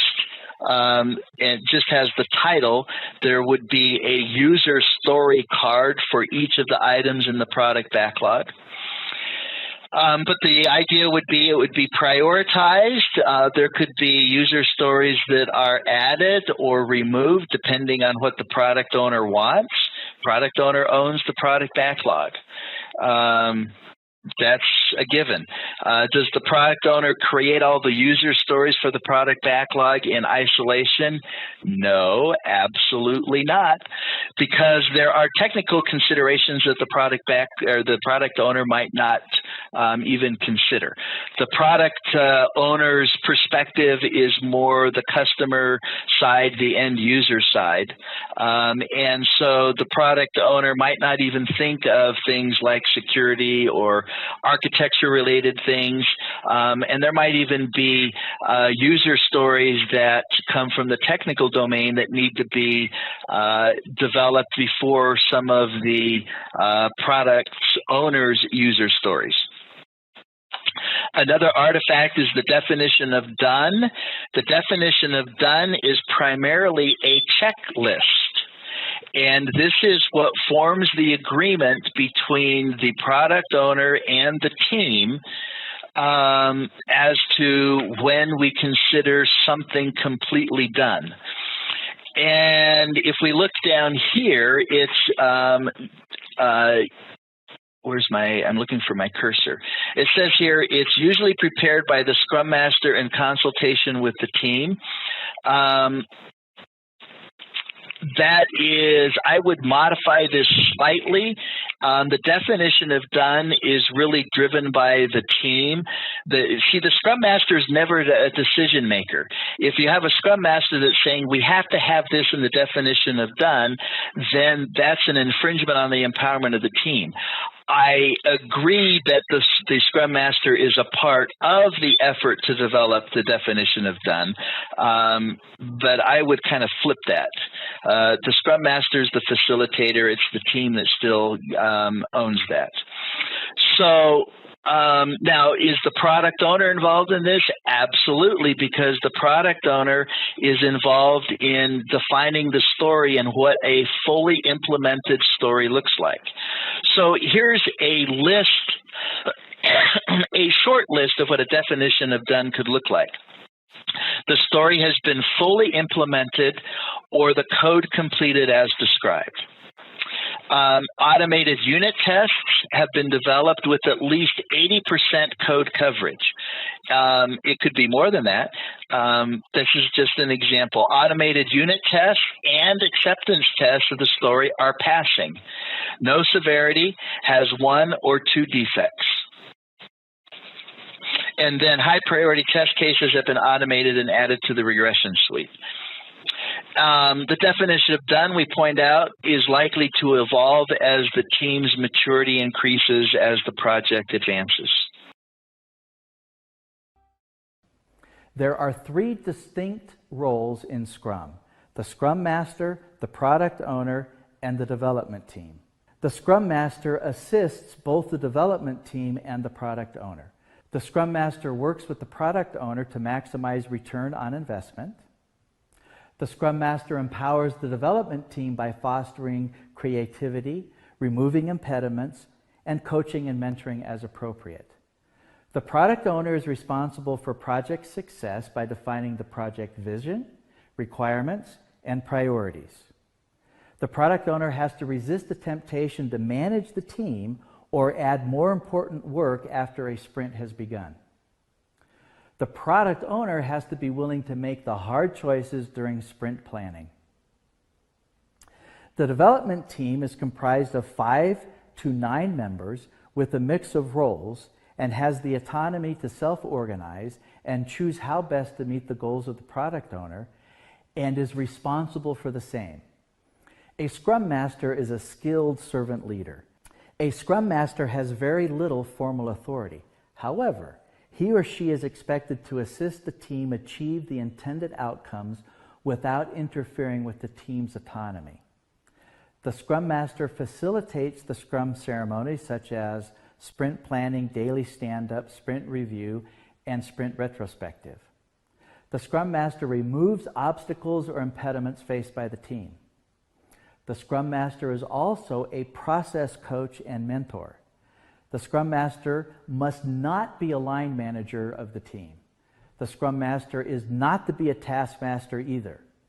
The Scrum Master is not a technical or design authority, nor is he or she a decision maker for the team. Throughout the course of the project, the Scrum Master must not do anything to rob the team of its empowerment and ability to self-organize. Let's talk about the attributes of a Scrum Master. Scrum Masters need to exhibit responsibility. Even though they are not solely accountable for the team's output, they will consider it their responsibility to remove anything that impacts the team's productivity. They will try to enable the team to do the best that it can. They are humble. They will work in the background and let the team take all the glory. They will use we statements and seldom use any I statements. They are able to set aside their ego and shower all their attention on the team. They are by nature collaborative. They will encourage the team to have conversations among each other and with other stakeholders outside the team. They will nudge all the right people into getting involved and work together in trying to solve problems. They are committed to the team cause. Even if being a Scrum Master is a part-time task for them, they will give the highest priority to the team's needs. Hence, the Scrum Master's work allocation, especially if they are part-time, needs to take this into consideration. They are able to influence. They are naturally good communicators and able to convince others to adopt different approaches. They apply various techniques to mobilize organizational resources when required, walk the political tightrope when required, and in general do whatever it takes to get the team the assistance it needs. They are knowledgeable. It is clear that as process coaches for the team, Scrum Masters need to be experts in the method. They may not be the technical or domain experts. However, they are knowledgeable enough to be able to have productive conversations about the project being done by the team. Tasks for the Scrum Master. The Scrum Master is a crucial role, and it is important for you to be able to be clear about exactly how the Scrum Master serves the team. Scrum Masters are servant leaders. This means that they put the team before themselves and assist the team. For example, they set up and ensure that the Scrum ceremonies are effectively carried out. They ensure that there is smooth flow of information within and outside the team, and that there is a spirit of collaboration in decision-making and problem-solving. Scrum Masters must make it their mission to resolve issues that hinder team progress. It doesn't matter what the nature of the issue is, a Scrum Master needs to mobilize the right resources within the organization to resolve those issues in a timely manner and escalate promptly if that does not happen. We need to understand that in the short duration of a sprint, even a few hours of being stuck can make the difference between a successful and unsuccessful sprint. Scrum Masters protect the team. They ensure that the team is not disturbed or asked to deviate from their commitments. If pressure mounts due to unreasonable expectations, they will step in and push back on the team's behalf. They will also play the role of peacemaker when conflict arises by encouraging the parties to focus on the issue, discuss the issue with an open mind, and resolve the conflict. Finally, Scrum Masters are the process coaches of the team. They use their understanding of Agile methods, and Scrum in particular, to guide the team through the do's and don'ts of Scrum. They ensure that the team stays true to the principles of Agile development. Scrum Master roles, Scrum teams. Before we discuss the role of a developer on a Scrum team, let's talk about the desirable characteristics of Scrum teams. They should be small and nimble. Team size should be no less than 3 and no more than 9. So that would be 6 plus or minus 3. Exceptions are possible, but uncommon. The small attribute makes the team nimble and improves productivity. It avoids the phenomenon Mike Cohn calls social loafing, and instead produces focus on work. The team size should be just large enough that the team members are able to produce and showcase a significant increment of work at the end of each sprint after sprint. Self-sufficient and cross-functional. For example, if a team needs user interface development skills, database expertise, and service expertise, all of those skills must be present on the team. Ideally, team members are generalizing specialists. Team members should not only be an expert or a specialist at one aspect of the development effort, but should also have enough skills and knowledge to fill in other roles as necessary. For example, if you are a UI developer, you should be able to don the hat of a services developer if needed. If a large team is to be split up into smaller Scrum teams, Scrum favors feature teams over component teams. Autonomous and self-organizing. Teams choose for themselves how they are going to organize and meet the goals of the product owner. No one gets to dictate to the team how to get their work done. The team decides, in collaboration with the product owner, the project direction, and the pros and cons of different approaches. Let's talk about some key decision points or factors to consider when assembling Scrum teams. Feature teams over component teams. The first issue is whether it's best to align team members based on features or components. Scrum favors feature teams over component teams. For example, it's best to avoid putting all of the UI developers together and all of the API or services developers together. Why? Because each feature or user story will require both the UI and services or API. Organizing based on components will reduce the incentive to collaborate. The only reason component teams may be justified would be if the components are likely to be used by multiple other teams. Assemble the right people. It's important to get the right mix of people together for the team, the right level of technical and domain expertise. Teams will naturally have both senior and junior level developers. This works perfectly, as there will be stuff that is more appropriate for the junior developers and stuff that is not. Also, one of the risks of a small team is that the team may miss out on broader perspective and dissenting views. One way to work around this is to deliberately favor diversity in all aspects: gender, ethnicity, personality traits, etc.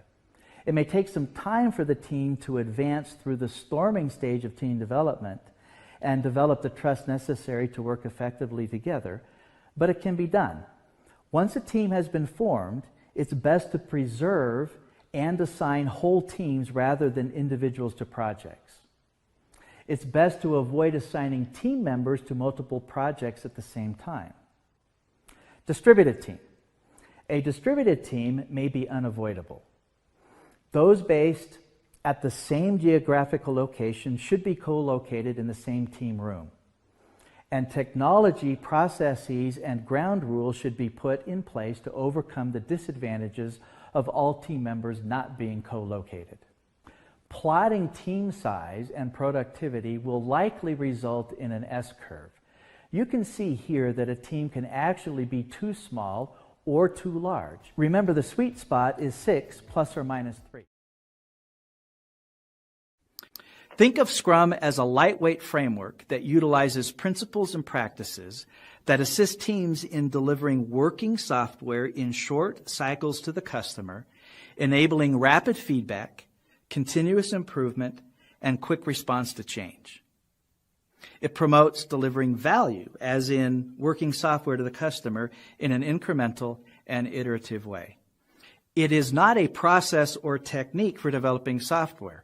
Rather, it is a framework within which various processes, techniques, and practices are employed.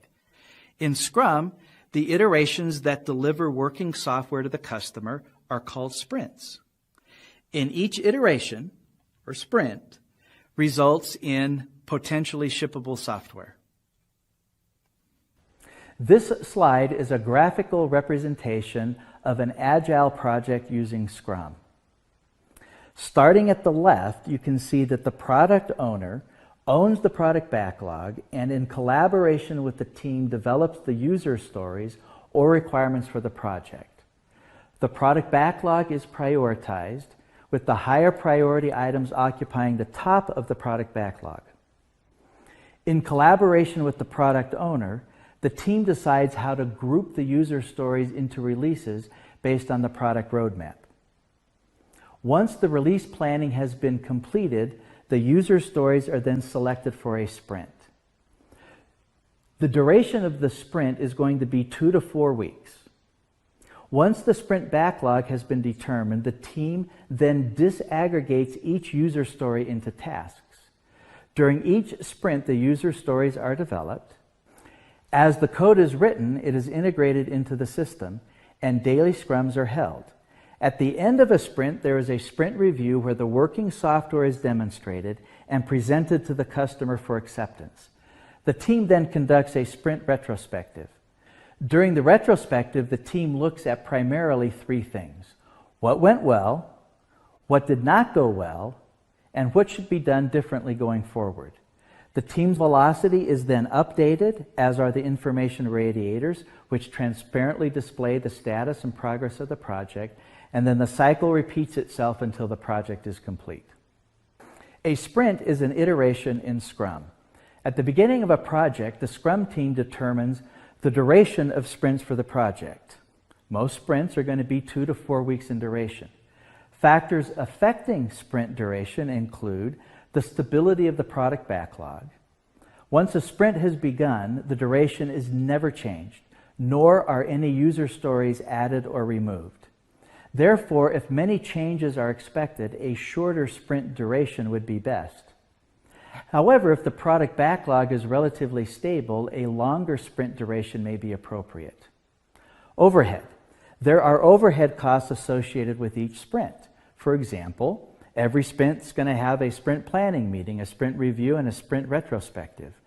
If a team has been able to lower these overhead costs by automated testing, continuous integration, etc., these costs can be absorbed more easily, making shorter sprints more desirable.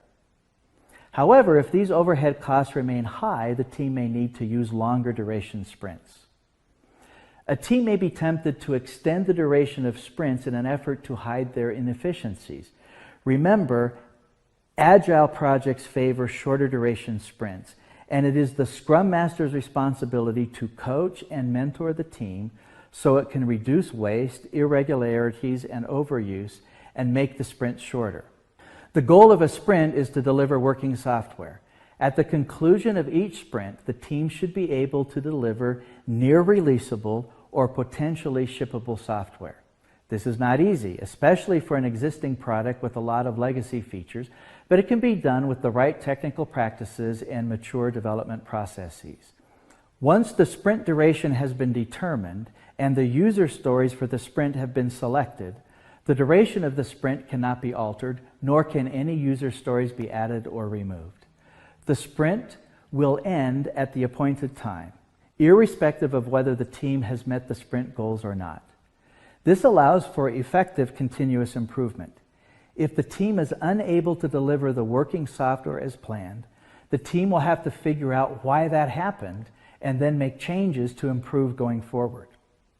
The product owner may choose to cancel or terminate a sprint in specific situations.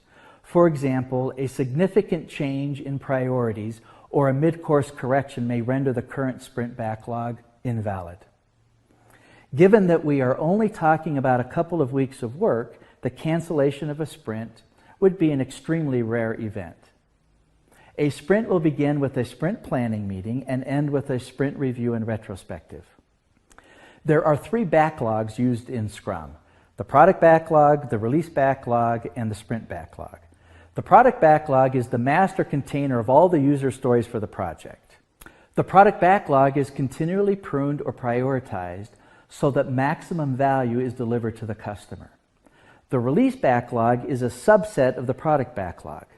Releases support the product roadmap, and each release is populated with user stories necessary for that release. The sprint backlog is a subset of the release backlog and contains the user stories to be developed in the sprint. As we said, the product backlog contains the user stories for the entire project, and it is the responsibility of the product owner. User stories are features, functions, or requirements that deliver value to the customer. However, the product backlog will also have to contain technical or non-functional user stories necessary for the system to work properly. The product backlog may also include risk or defect-related user stories. The product owner is responsible for keeping the product backlog current and up to date. This is accomplished by pruning the backlog, which is prioritizing and reprioritizing. The product backlog must also be continually groomed.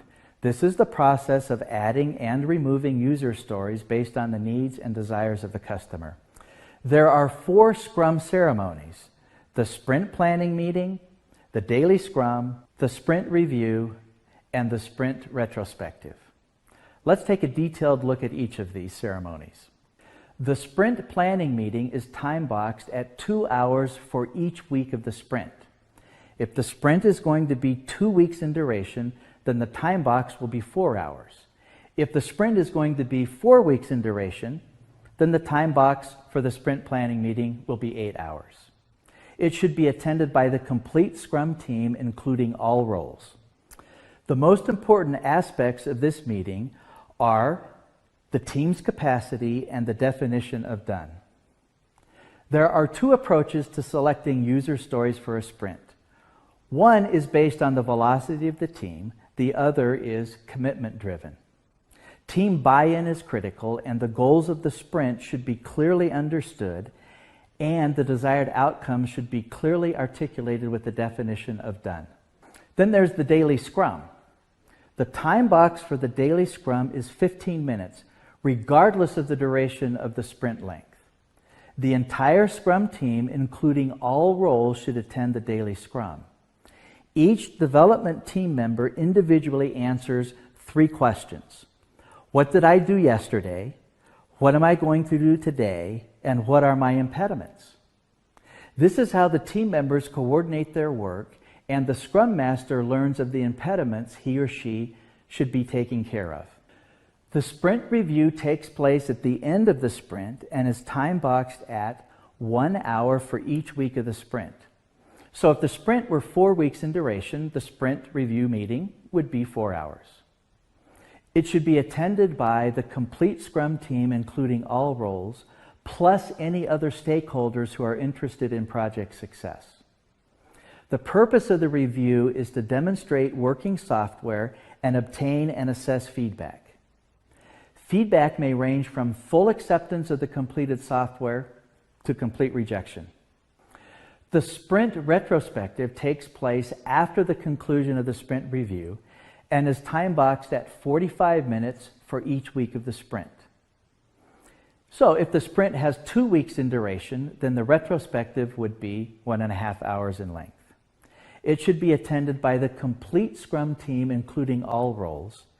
However, the product owner's attendance is considered optional. During the retrospective, the team answers 4 questions. What worked well? What did not work well? What should be done differently? And what still puzzles us? One or several problem detection techniques may be used in the retrospectives, and this ceremony is a vital part of continuous improvement. At the conclusion of the retrospective, the team's velocity and the project's information radiators are updated. Then the next sprint planning meeting takes place, and this cycle continues until the project is complete. The definition of done is an important artifact for a Scrum team. It is the primary reporting mechanism for team members, and there may be a different definition of done at various levels. Definition of done for a feature or user story. The definition of done for a sprint, and the definition of done for a release. It's really just a checklist of activities that add verifiable and demonstrable value to the product. It's created by the Scrum Master in consultation with the team. A sample list of the items for the definition of done criteria is given here. The story is fully implemented or code completed as described. Automated unit tests have been developed with at least 80% code coverage. Automated unit tests and acceptance tests in the story are passing. High priority test cases have been automated and added to the regression suite. Note, this is only meant to be an example. Each team's definition of done will vary slightly depending on the maturity of the team and the specific situation of the team. The product team has taken up a new project called Weathermaster. The team is planning to move to Scrum Methodology, and this is an outline of its first Scrum meeting. Time boxed to 15 minutes, Rick is the Scrum Master of this meeting, where the team members discuss what they did yesterday, their plans for today, and the impediments they faced. All team members are standing up, including Todd, who's joined the meeting via video chat. Rick holds the meeting near a Scrum board. Angela, the product owner, is absent. Rick reiterates that all discussions would be parked until after the Scrum meeting and encourages his team to keep the meeting short. People can chime in to resolve obstacles. Hi team, welcome to the daily stand-up meeting for the product team on Project Weathermaster. We are in Sprint 1 and today is the second day. As we are planning to transition to Scrum Methodology, I hope you will find this daily stand-up meeting helpful. In this meeting, you will provide information about what you did yesterday, what you plan to do today, and what challenges you faced. I think everyone's here. Let's start. I don't see Angela. Shouldn't she be here? I did add Angela as an optional attendee to this meeting, and since she hasn't showed up, we don't have to wait for her, Susan. Scrum doesn't provide a specific yes or no about the product owner's participation in the daily Scrum. The PO's primary role is to provide direction and clarify requirements and priorities. Since we don't always discuss those in detail at this meeting, the PO is not required to be here. If the POs want to attend, they are generally in listen-only mode for the duration of the meeting. They can use the information gathered during the meeting for separate offline conversations.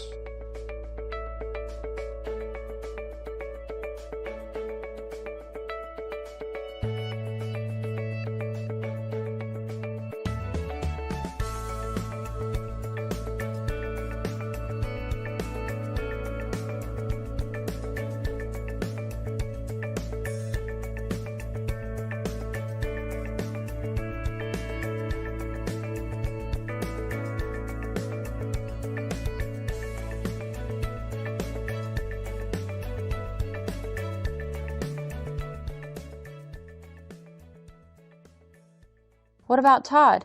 He works from his home office, right? Todd will be a part of the meeting through video chat. It is important that we include every team member in the meeting.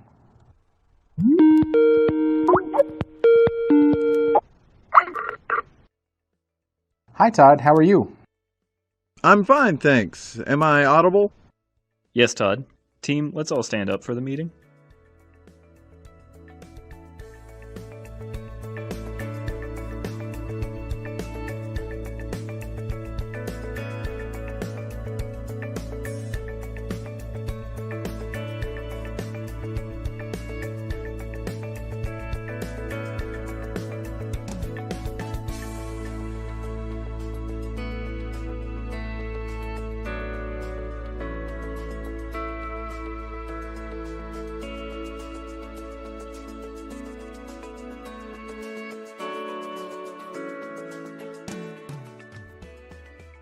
Why don't you go first, Aaron? Yesterday, I was working on creating the mock objects to mask the database calls from the unit tests. The difficulty with this approach is that our server-side logic is so dependent on the metadata that writing a true mock is a mammoth exercise. There are decisions that are taken during runtime based on the data. Some of the stored procedure calls are also made based on the values returned through inline queries that are also embedded in the code. I was debugging the code until about 9 p.m., but for the life of me, I couldn't figure this out. Aaron, could we request you to be concise when you provide an update? If you think some of the details you describe might be interesting to others, why don't you write a wiki page on it and share the link? So, getting back to your update, did you finish the task yesterday? No, it turned out to be much more complex than I had imagined. I'll continue to work on it today and see if I can figure out an XML structure to mock the schema and hard-code some return values. But I am really stuck as far as the inline queries are concerned. I know what you're talking about. There is a reason why the inline queries are there in the code. This is mainly for performance reasons when the overheads of making a procedure call based on a metadata value and then processing the... Sorry for the interruption again, guys. This is a really great conversation. May I suggest we write this issue in the parking lot? I'm not sure what you mean by that, Rick. Let me explain. What Aaron just brought up is a blocking issue. Team members should bring these up during the daily scrum so that everybody knows that one of the team members is stuck. However, the daily scrum is not necessarily the meeting where solutions to every obstacle can or should be found. It looks like Mary knows a thing or two about the issue that Aaron has brought up. Let's jot this down as a parking lot topic. This means the team can have offline conversations after the daily scrum to track it down. I'm also going to make a note that we'll track the impediment Aaron faced daily until it is removed. You should let me know if I can help in any way, right? Aaron, is there anything else you would like to say? No, I am done. Thanks. Yesterday I worked on developing the wizards for bulk order creation. I'm almost done. Today I need to write code to handle some of the exception scenarios before I can get them over to Susan for testing. That's it for me, I guess. Did you forget to mention any impediments? Not really an impediment at present, but I would like to mention that my computer probably needs to be upgraded with more RAM. It has been slow for the past few weeks. Okay, I wrote up some scenarios to test the bulk order wizard. I'm looking to get my hands on the code as soon as Mary is done. Today, I'm also hoping to complete the company order testing that has been pending for a while. I'm okay for the moment, but I do have one question. Shouldn't we all be updating the task board as we speak? We could. It is up to you guys if you think you want to do this during the meeting. If you ask my opinion, we should update the board as soon as we are ready to move the tasks and not wait for the meeting. This will ensure that the board is always up to date and also that we use the meeting time to focus on the conversations. That's a great point, Rick. I can't see the board very well from here anyway, so maybe we should find a way to create an electronic version of it too at some point. Great point, Todd. Why don't you go next with your updates? All right. Hey, Rick, would you like to know about my work on the advertising module first or the integration server? Whatever the team decides is fine with me. Remember, this is really your meeting, and I'm only here to facilitate and ensure we get the most out of this meeting.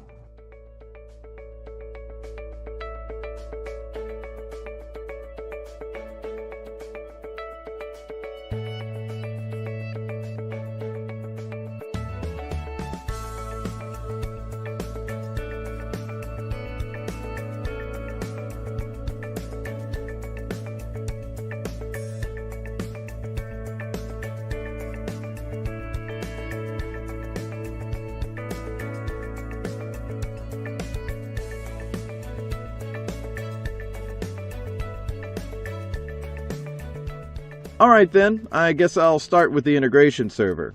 I would like to inform everybody that I managed to set up the integration server that we can use as a sandbox to test the code before checking it in source control. I'll send everybody a link with some instructions and credentials. I have also started looking at the stories for the advertising module. It looks like there are a lot of open statements in the stories that I don't really understand. I guess I should have been paying more attention during the sprint planning. I really need to have a conversation with Angela about this.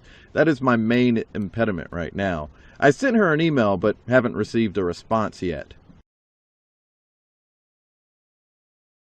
I don't have anything new to add today. I'm almost through with setting up our project on the freeware tool that I downloaded yesterday. I'll show you guys a demo in the meeting I set up later today. I'll try to chase down some of these parking lot items. Anything else before we close the meeting? All right, that's it for today. Have a great day. Do you have a moment to chat about the inline queries real quick? The purpose of a Scrum meeting is to keep the team members updated and resolve any impediments. It's an ideal way to kickstart the day on a positive note. The Scrum Master reinforces the sense of the self-managing team, facilitates communication between team members, brings the team's focus back to what's important, and supports improvement. So before we dive into the differences between Scrum and Kanban, let's have a look at what exactly Scrum is. Scrum is a simple agile project management framework that is used by organizations to help teams collaborate, handle unpredictability and complex projects or products while ensuring the products delivered are of the highest value. It describes a set of meetings, tools, and roles that enable teams to work in sync and help them structure themselves and manage their work. Scrum is one of those things that's really easy to understand but very difficult to master. And although Scrum is seen to be used generally by software development teams, its principles and themes are pretty universal and can be used with just about all kinds of teamwork. With Scrum, teams are able to learn from their experiences, what worked out, what didn't, and things like that. They're also able to organize themselves to handle their problems effectively and basically improve themselves by reflecting on them. So how does Scrum work? Here we have the first component, the product backlog. The product backlog consists of a list of tasks that need to be completed so that the goals of the stakeholders are achieved. Then the team decides what tasks from the product backlog they want to take up and deliver in a 2 to 4 week period called sprint, hence the name sprint planning. Next, the tasks that were discussed in the previous phase are added to the sprint backlog. This is a set of tasks which will be focused on in the ongoing sprint. Following this, the Scrum team, which is usually 5 to 9 members strong, will work on these tasks. Now they also have regular Scrum meetings where they talk about their victories, the issues they face, and what they plan to do in the next 24 hours. And then they have the sprint review. The sprint review is a meeting during which the team shows what they accomplished during the sprint. Now during this time, questions are asked, observations, feedback, and suggestions are made. The product owner also gets feedback for upcoming sprints from stakeholders. They also have a sprint retrospective. Now during this session, past mistakes, potential issues, and new ways to handle them are identified. Data from here is incorporated into the new sprint plan. The final step is increment. Here, a workable and usable output is provided to the stakeholders. So now that we know how Scrum works, let's have a look at Kanban.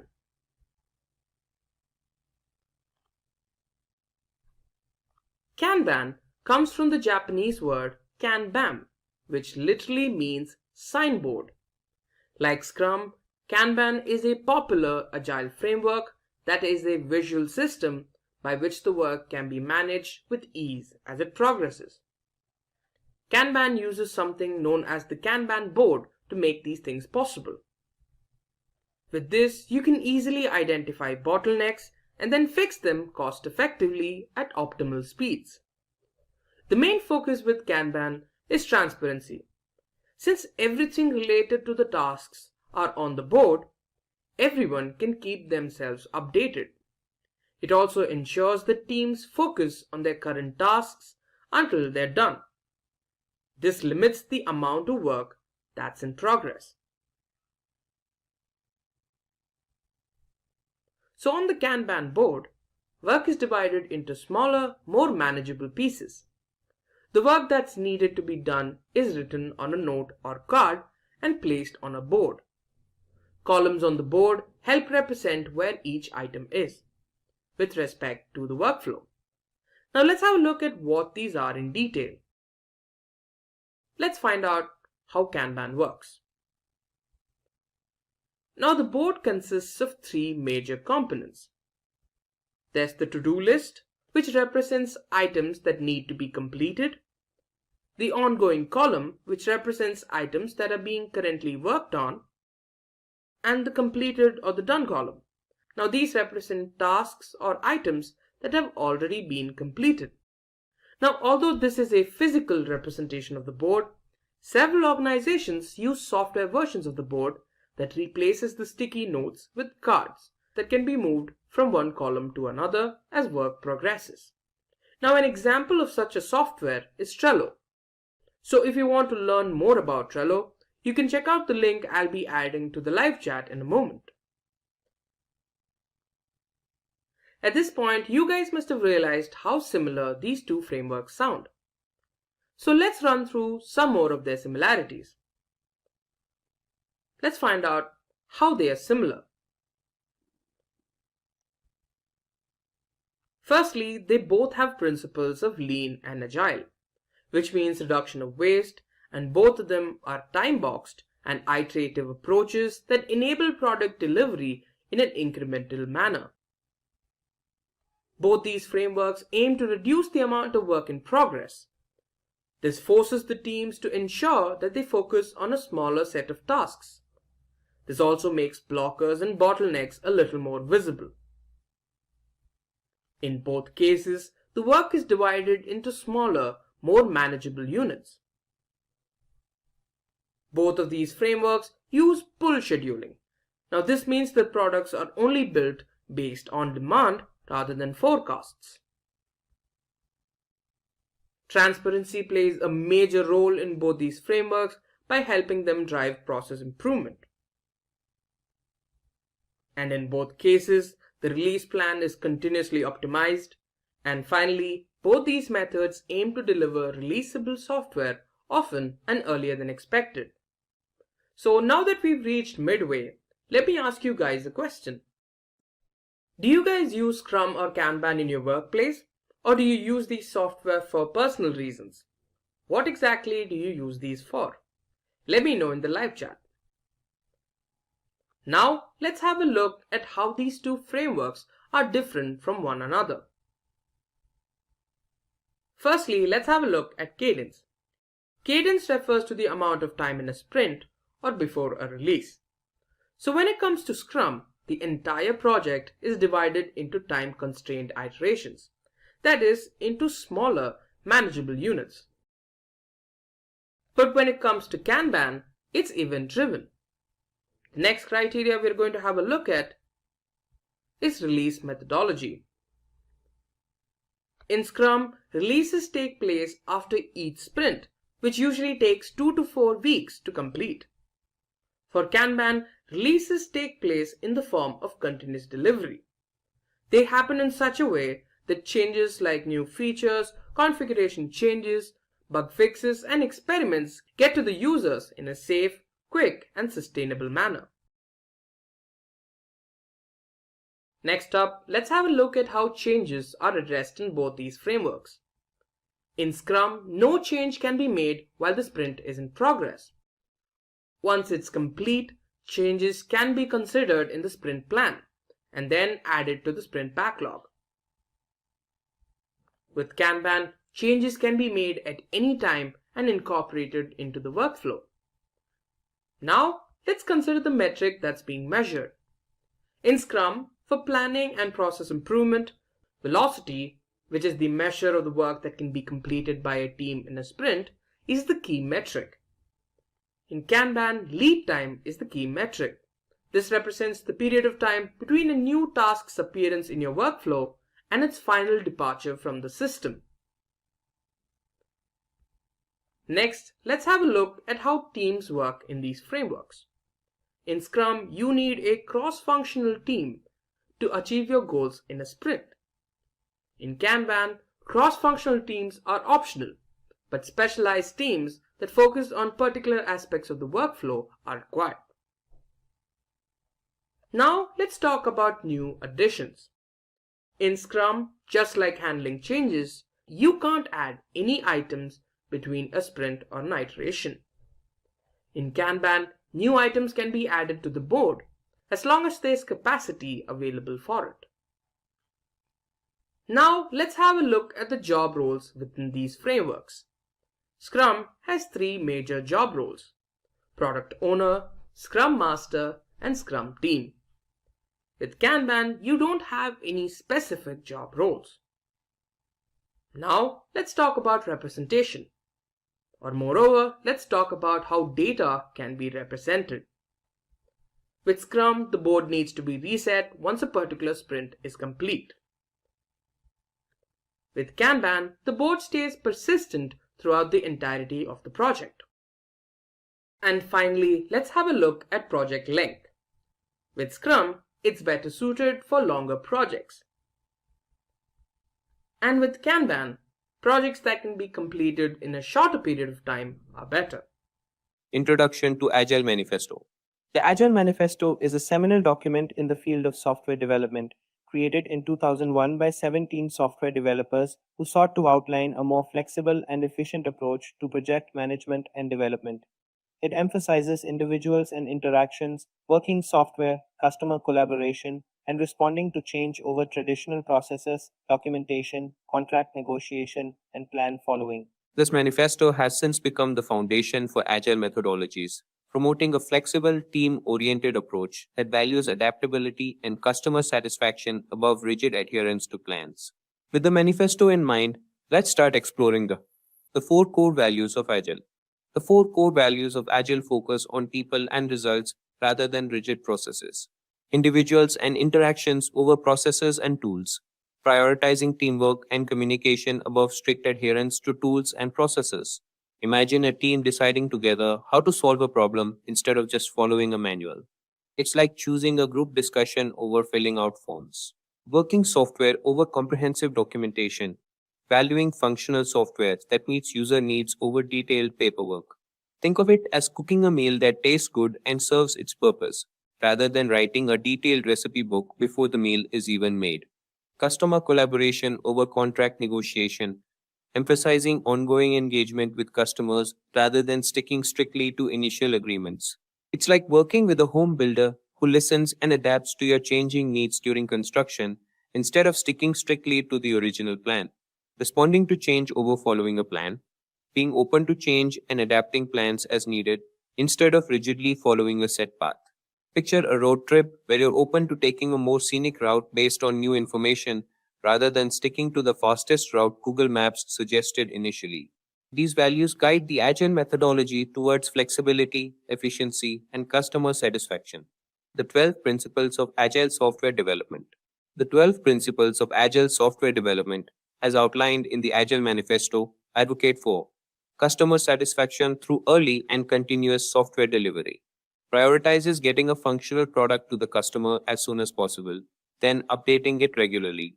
Example, a team releases a basic version of an app to meet initial user needs, then adds new features based on feedback.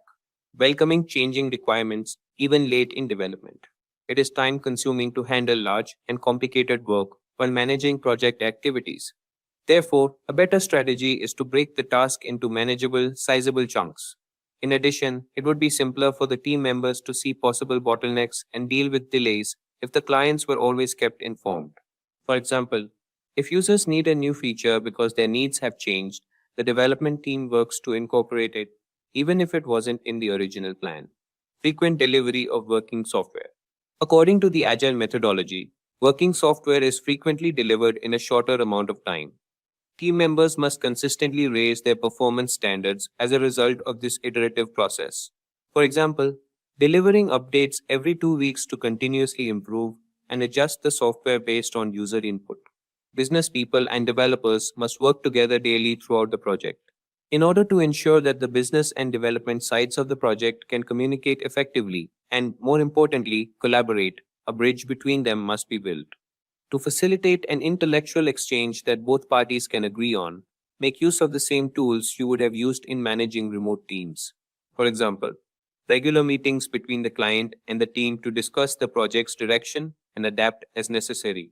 Build projects around motivated individuals. Give them the environment and support they need, and trust them to get the job done. The project manager must establish a supportive and stimulating environment where team members are free to express their ideas and make recommendations for enhancing the output of the group. This results in a massive improvement in their general performance, eventually aiding the project. For example, allowing a developer to choose their tools or method of working to solve a problem can lead to more innovative and effective solutions. The most efficient and effective method of conveying information to and within a development team is face-to-face conversation. Efficient communication among the parties concerned is stressed strongly in the Agile Manifesto. Thanks to improvements in communication technologies, it's now simpler. Instead of having a quick conference in the office, all participants can now meet via video conferencing.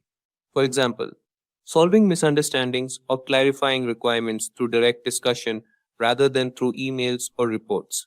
Working software is the primary measure of progress. Delivering a functional product that pleases the consumer is the single determinant that can guarantee success. Before Agile, numerous success metrics decreased the quality of the finished product. For example, a team focuses on delivering a basic but operational piece of software first, rather than ensuring every document is perfect. Agile processes promote sustainable development. The sponsors, developers, and users should be able to maintain a constant pace indefinitely. Burnout will occur if you work on a project for a long time. It's inevitable. Avoid placing too much of a workload on your employees. The value of your project will be affected. So, assemble the best team for the job that will work hard but refrain from overworking themselves and endangering the project's quality. For example, instead of pushing for long hours to meet an unrealistic deadline, the team sets a realistic timeline that allows for steady progress without overtime. Continuous attention to technical excellence and good design enhances agility. Any Agile team's main goal should be to provide value to the client. Therefore, a multi-skilled team that can manage all the project's technical components and offers the chance for continual improvement is crucial. For example, regularly refactoring code to improve its structure without changing its external behavior. Simplicity, the art of maximizing the amount of work not done, is essential. You should avoid adding extraneous complexity to a project if you want to complete it swiftly. You can accomplish this in various ways, including by using Agile tools, which eliminate busy work and offer you more significant influence over all project-related decisions. For example, developers decide not to add a feature that only a few users would use, keeping the system more straightforward and easier to maintain. The best architectures, requirements, and designs emerge from self-organizing teams. Simply said, a self-organized workforce with decision-making autonomy would function better since each team member would be responsible for meeting client expectations rather than a lone project manager. For example, a team decides who will work on what tasks based on each member's strengths and current workload rather than having a manager assign tasks. At regular intervals, the team reflects on how to become more effective, then tunes and adjusts its behavior accordingly. Agile techniques are constructed on the notion of iteration, where teams consistently enhance their game by learning from their previous wrongdoings. Project managers should inspire team meetings where everyone evaluates their work and discusses how to develop their management and technical skills. For example, at the end of each development cycle, the team needs to discuss what they can change to work more efficiently in the next cycle. With core values and principles in mind, let's have a look at implications of Agile values and principles. The implications of Agile values and principles revolve around fostering a culture of flexibility, collaboration, and continuous improvement. They lead to enhanced adaptability to change, allowing teams and businesses to respond swiftly to market shifts and customer needs. Increased customer satisfaction by prioritizing customer feedback and delivering value early and often. Improved product quality through iterative development and a focus on technical excellence. More efficient and motivated teams due to empowerment and a focus on individuals and interactions. These points underline how adopting Agile can transform organizational workflows and outcomes. Now, let's see some real-world applications of Agile. Innovation in tech. Companies like Spotify utilize Agile to foster innovation, rapidly testing and deploying new features. Adapting to market changes. Netflix applies Agile principles to quickly adapt to user preferences and technological advancements, maintaining its market leader position. Banking sector agility. Banks have adopted Agile to improve their digital services, making customer transactions smoother and more secure. Healthcare efficiency. Agile methodologies help healthcare providers streamline operations and improve patient care through faster, more responsive services. Manufacturing flexibility. Even in manufacturing, Agile enables companies to respond swiftly to market demands and supply chain challenges. And there you have it, folks. Why product backlog is important? The product backlog is a fundamental component in Agile and Scrum methodologies, serving as a dynamic, prioritized list of features, enhancements, bug fixes, and other changes that are needed to improve a product. Prioritization. The team can prioritize tasks based on the product's requirements and the value they bring to stakeholders. Transparency. The product backlog offers a clear view of upcoming work, ensuring everyone understands the project's direction and goals. Flexibility. It allows for the easy integration of changes and new ideas into the product development process. Focus. With a well-defined list of tasks, the team can concentrate on completing the most valuable ones first. Efficiency. It enables the team to select work from the backlog as they have capacity, optimizing workflow and productivity instead of being overloaded with tasks. Let's understand what is a product backlog in Agile. The product backlog in Agile is like a big to-do list for a project, specifically for those projects managed using Agile methodologies, which are approaches to software development that emphasize flexibility, collaboration, and customer feedback. Imagine you're planning a big party which represents the final product. Your to-do list, the product backlog, includes everything you need to do to make the party happen. This list might include tasks like send out invitations, buy decorations, plan the menu, and so on. Each task is important for the party to be successful. In the context of a software project, this list includes all the features, functions, requirements, enhancements, and fixes that need to be addressed to make the final product meet the customer's needs. These items are typically listed in order of priority, with the most important or urgent items at the top of the list. The team working on the project will regularly review this list, often in a meeting called the backlog grooming session. But what is backlog grooming? Let's understand. What is backlog grooming?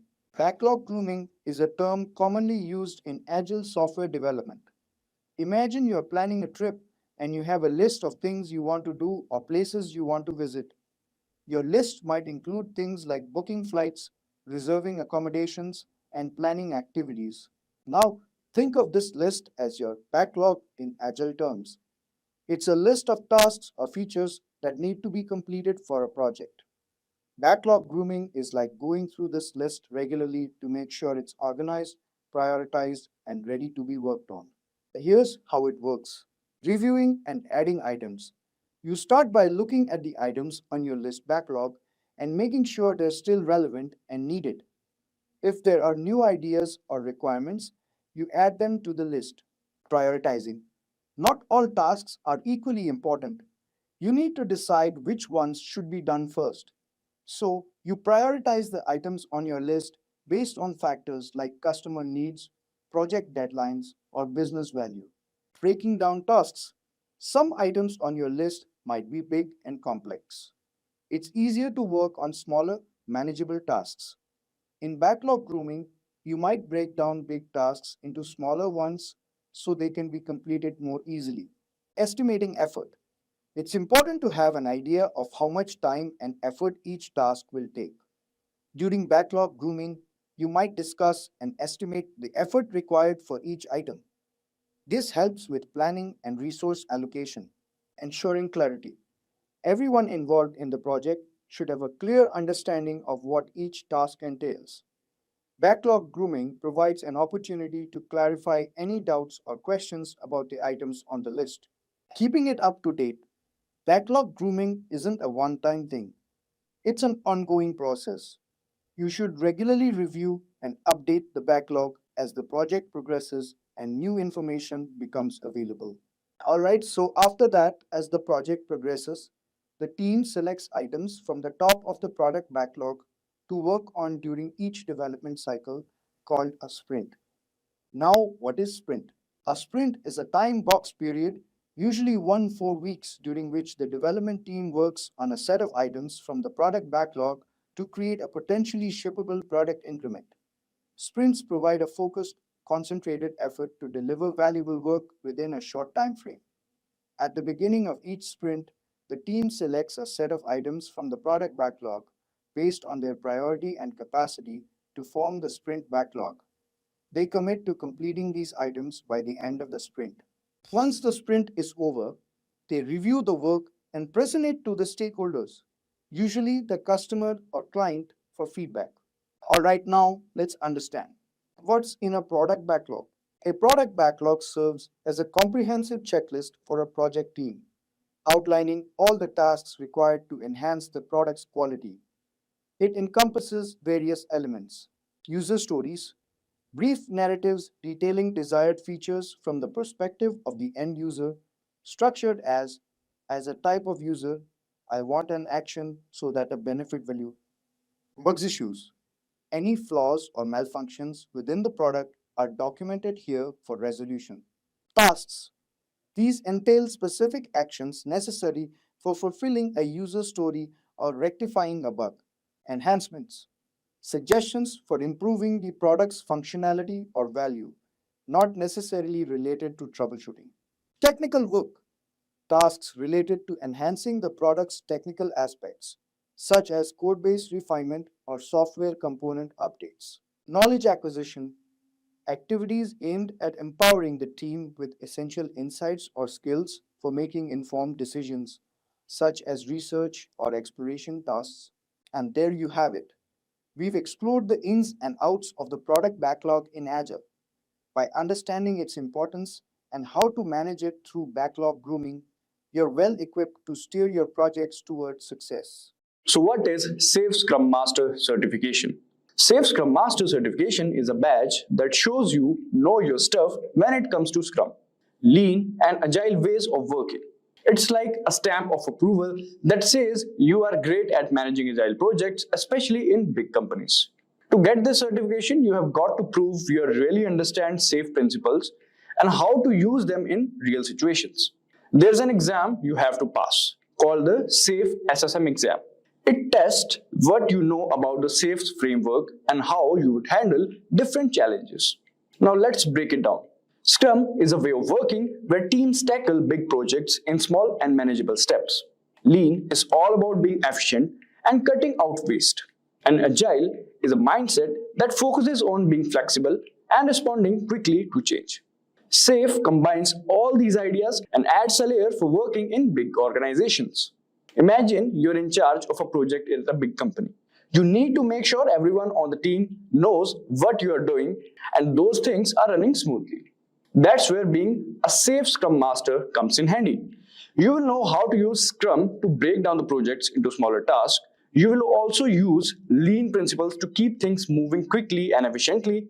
And you will have that Agile mindset to adapt to any changes that comes your way. So getting certified as a safe Scrum Master is like saying, hey, I know my stuff when it comes to managing Agile projects in big companies. It's a way to show employees that you have got the skills they need to keep their projects on track and their teams working smoothly. So this was about Safe Scrum Master certification. Now let's understand about the exam pattern. So understanding about the exam pattern. The Safe Scrum Master certification exams follow a specific pattern designed to access your understanding.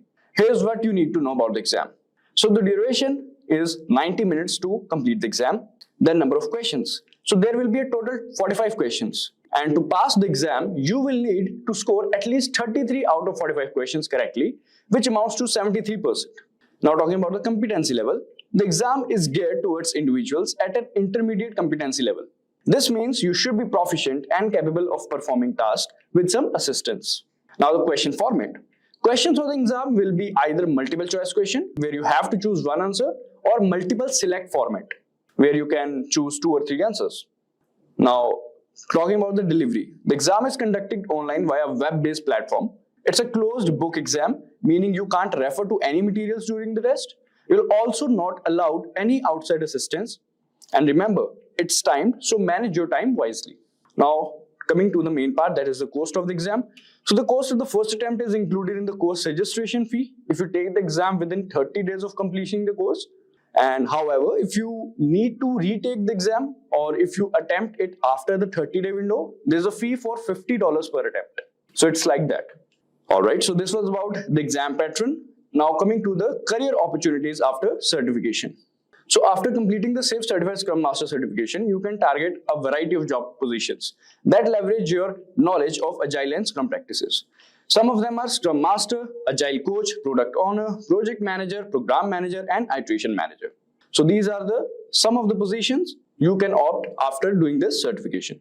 Alright, now let's understand how to become a Safe Certified Scrum Master. So let's divide the procedure or plan into 3 steps. Step 1 is create a proper study plan. So let's understand that first. So preparing for the Safe Certified Scrum Master exam starts with creating a study plan. This plan outlines what you need to focus on. First, identify the main goals and the important ideas for the exam. Understand the key concepts thoroughly. This helps you prioritize your study time and ensures you cover all the necessary topics to succeed in the exam. So this was about the study plan. Now coming to the next step, which is prepare for Safe Certified Scrum Master exam. So basically the training part. For preparation purposes, consider enrolling in a Safe Scrum Master certification course. Over 16 hours of live instructor-led sessions. You will delve into the intricacies of scaled Agile framework, mastering Agile development at a scale, iteration planning, and fostering high-performing teams with a 1-year membership to the SAFE community platform. Access invaluable resources to support your journey. Professionals who pass the Safe Scrum Master certification exam from Simplilearn will receive Safe Scrum Master Master Certificate, Safe Scrum Master Digital Badge for online profiles, and much more. You will get the link to the Safe Scrum Master certification course by Simplilearn in the comment section below. Alright, now let's talk about the study material thing. So supplement your learning with the official course materials, including the Safe Certified Scrum Master Guide and additional resources provided by your chosen training provider. As I've mentioned, you can go through the Safe Scrum Master certification by Simplilearn and you'll get all the resources in that particular training course. Alright, now coming to the next thing, that is the third step, which is mock test. So mock test. Taking mock test is an important part of preparing for the Safe Certified Scrum Master exam. These practice tests mimic the real exam, helping you get familiar with the format and types of questions. By giving mock tests, you can access your readiness and identify areas where you need more practice. It's a great way to build confidence and improve your chances of success on the actual exam. After that, you can go for test analysis. Analyzing mock tests is crucial for Safe Certified Scrum Master exam preparation. After taking a mock test, review your answer to understand where you went right and where you made the mistakes. Identifying the patterns in your errors and focus on improving those areas. This should be your goal. So this analysis helps you fine-tune your study plan and strengthens your weak points, increasing your chances of performing well on the actual exam. And the last step would be to go for the exam. So by following these steps and maintaining consistency in your preparation, you can confidently pursue your goal to become a certified Safe Scrum Master. With a solid study plan, a regular mock test, and through analysis, you will be equipped to ace the exam and excel in your Agile career journey. Why do we need Scrum meeting? Alignment. Ensures everyone is on the same page regarding project goals and progress. Transparency. Promotes transparency by sharing individual accomplishments, plans, and obstacles. Collaboration. Fosters collaboration among team members by identifying dependencies and opportunities for assistance. Adaptation. Allows teams to adapt and adjust their plans based on daily progress and emerging challenges. Efficiency. Helps in identifying and addressing issues early, preventing delays and ensuring smooth project flow. Moving forward, let's dive into advantages of Scrum meeting. Improved communication. Enhances communication among team members by providing a dedicated forum for updates and discussions. Enhanced collaboration. Promotes collaboration and knowledge sharing among team members, leading to better problem solving and decision making. Increased productivity. Enables teams to stay focused and accountable for daily tasks, leading to improved productivity and progress. Quick issue resolution. Facilitates early identification and resolution of obstacles, preventing them from becoming significant impediments to progress. Iterative improvement. Supports iterative improvement by providing regular opportunities for reflection and adaptation. Next, let's see standard questions of Scrum meeting. Question 1. What did you do yesterday? Question 2. What will you do today? Question 3. Are there any obstacles or impediments in your way? Moving forward, let's see facilitation and execution in Scrum. Scrum Master's role. Facilitates the meeting, ensuring it stays focused and on track. Time boxing. keeps the meeting short and concise, typically around 15 minutes or less. Adapting format allows teams to modify the format or questions to better suit their needs and context. Staying standing encourages participants to stand during the meeting to maintain focus and keep it brief. Let's conclude this video. Conclusion. Value proposition. The daily Scrum meeting is a valuable tool for Agile teams, promoting alignment, transparency, collaboration, and continuous improvement. Integration with Agile principles. It aligns closely with Agile principles of frequent communication, adaptation, and collaboration, making it an essential practice within Agile methodologies like Scrum. By incorporating these, teams can gain a comprehensive understanding of the purpose, benefits, execution, and continuous improvement aspects of the daily Scrum meeting within the Agile development framework. So as part of this tutorial, we are going to understand the typical interview questions which would come across when someone faces the interview for any of the roles in the Scrum. So question number 1, what is Scrum? So Scrum is a framework that enables teams to work together. So with Scrum, teams can learn from experiences, self-organize, working on problems, to reflect on their victories and their losses to improve. So this is a simple framework which will provide a better ability and methodology. One can able to handle it better. So Scrum is very well defined, articulated, and this provides a better insights, and capabilities building exercise is very easier, and roles are well defined. So define the roles in Scrum. So what are the typical roles we come across in Scrum? So one of the roles we come across is product owner. So product owner is primarily responsible for maximizing the ROI by determining the product features, prioritizing it into a list, what needs to be focused on for the next sprint, and constantly reprioritizing and refining it. So what happens is, whenever we may require to deliver, it is very important for us to have the requirements clear. What requirements needs to be fulfilled? To fulfill that requirements, the products what is produced should have specific features and functionalities. So product owner will have the list of features and functionalities which needs to be created when product comes out as a result of a project. So product owner owns this, primarily responsible to ensure these list of features are identified and those are prioritized as required.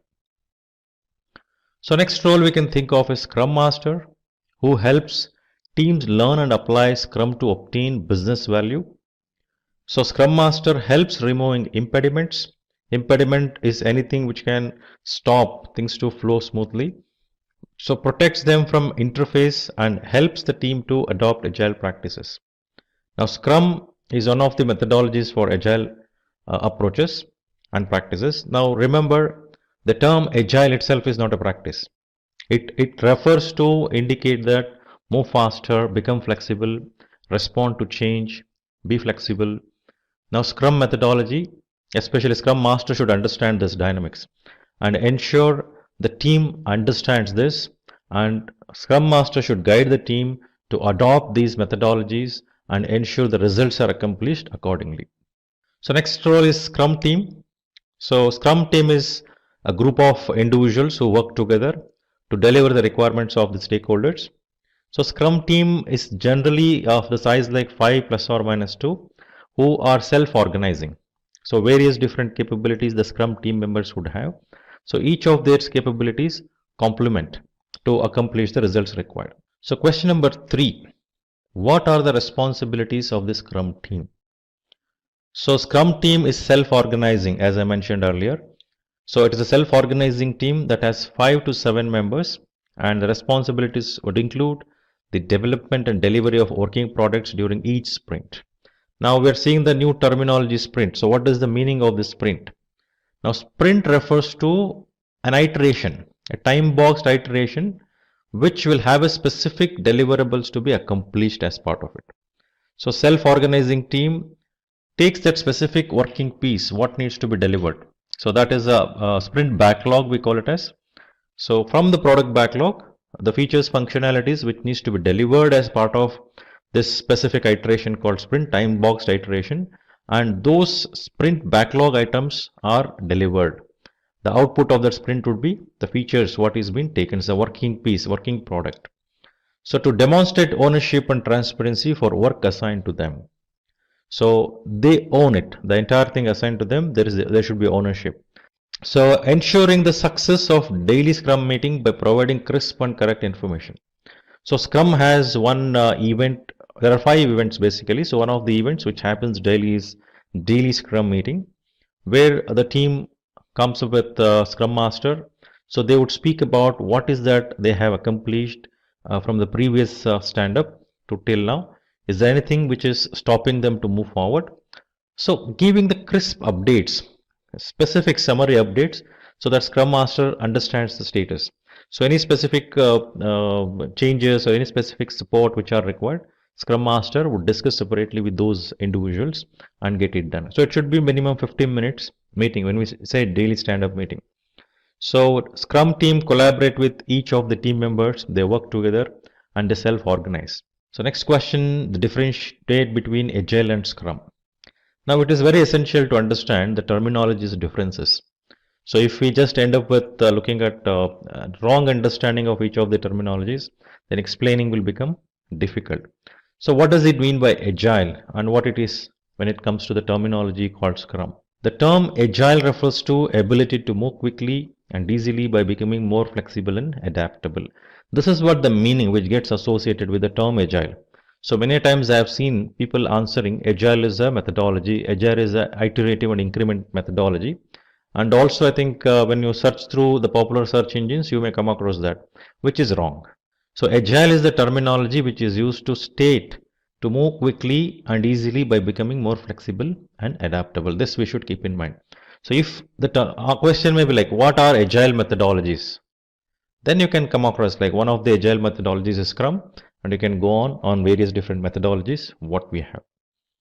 So Scrum is an Agile methodology, right? The term Scrum is the name given to the Agile methodology which enables organization to become Agile, right? So to become Agile, obviously there are various methodologies. Scrum is very popular. So that is the main difference. So further, if you look at Agile Manifesto on 12 principles which acts as guidelines to become Agile. So there is something called Agile Manifesto, 4 points, clearly articulates what needs to be focused on to become Agile, and that is supported through the 12 principles which guides. So Scrum is used in projects where requirements are constantly changing, means I want to become Agile, so I adopt Scrum. So this definitely has to align to Agile Manifesto and take the guidelines, whatever is mentioned in 12 principles of Agile Manifesto. Then looking at leadership perspective, roles perspective. So Manifesto mentions the required collaboration interactions to become Agile.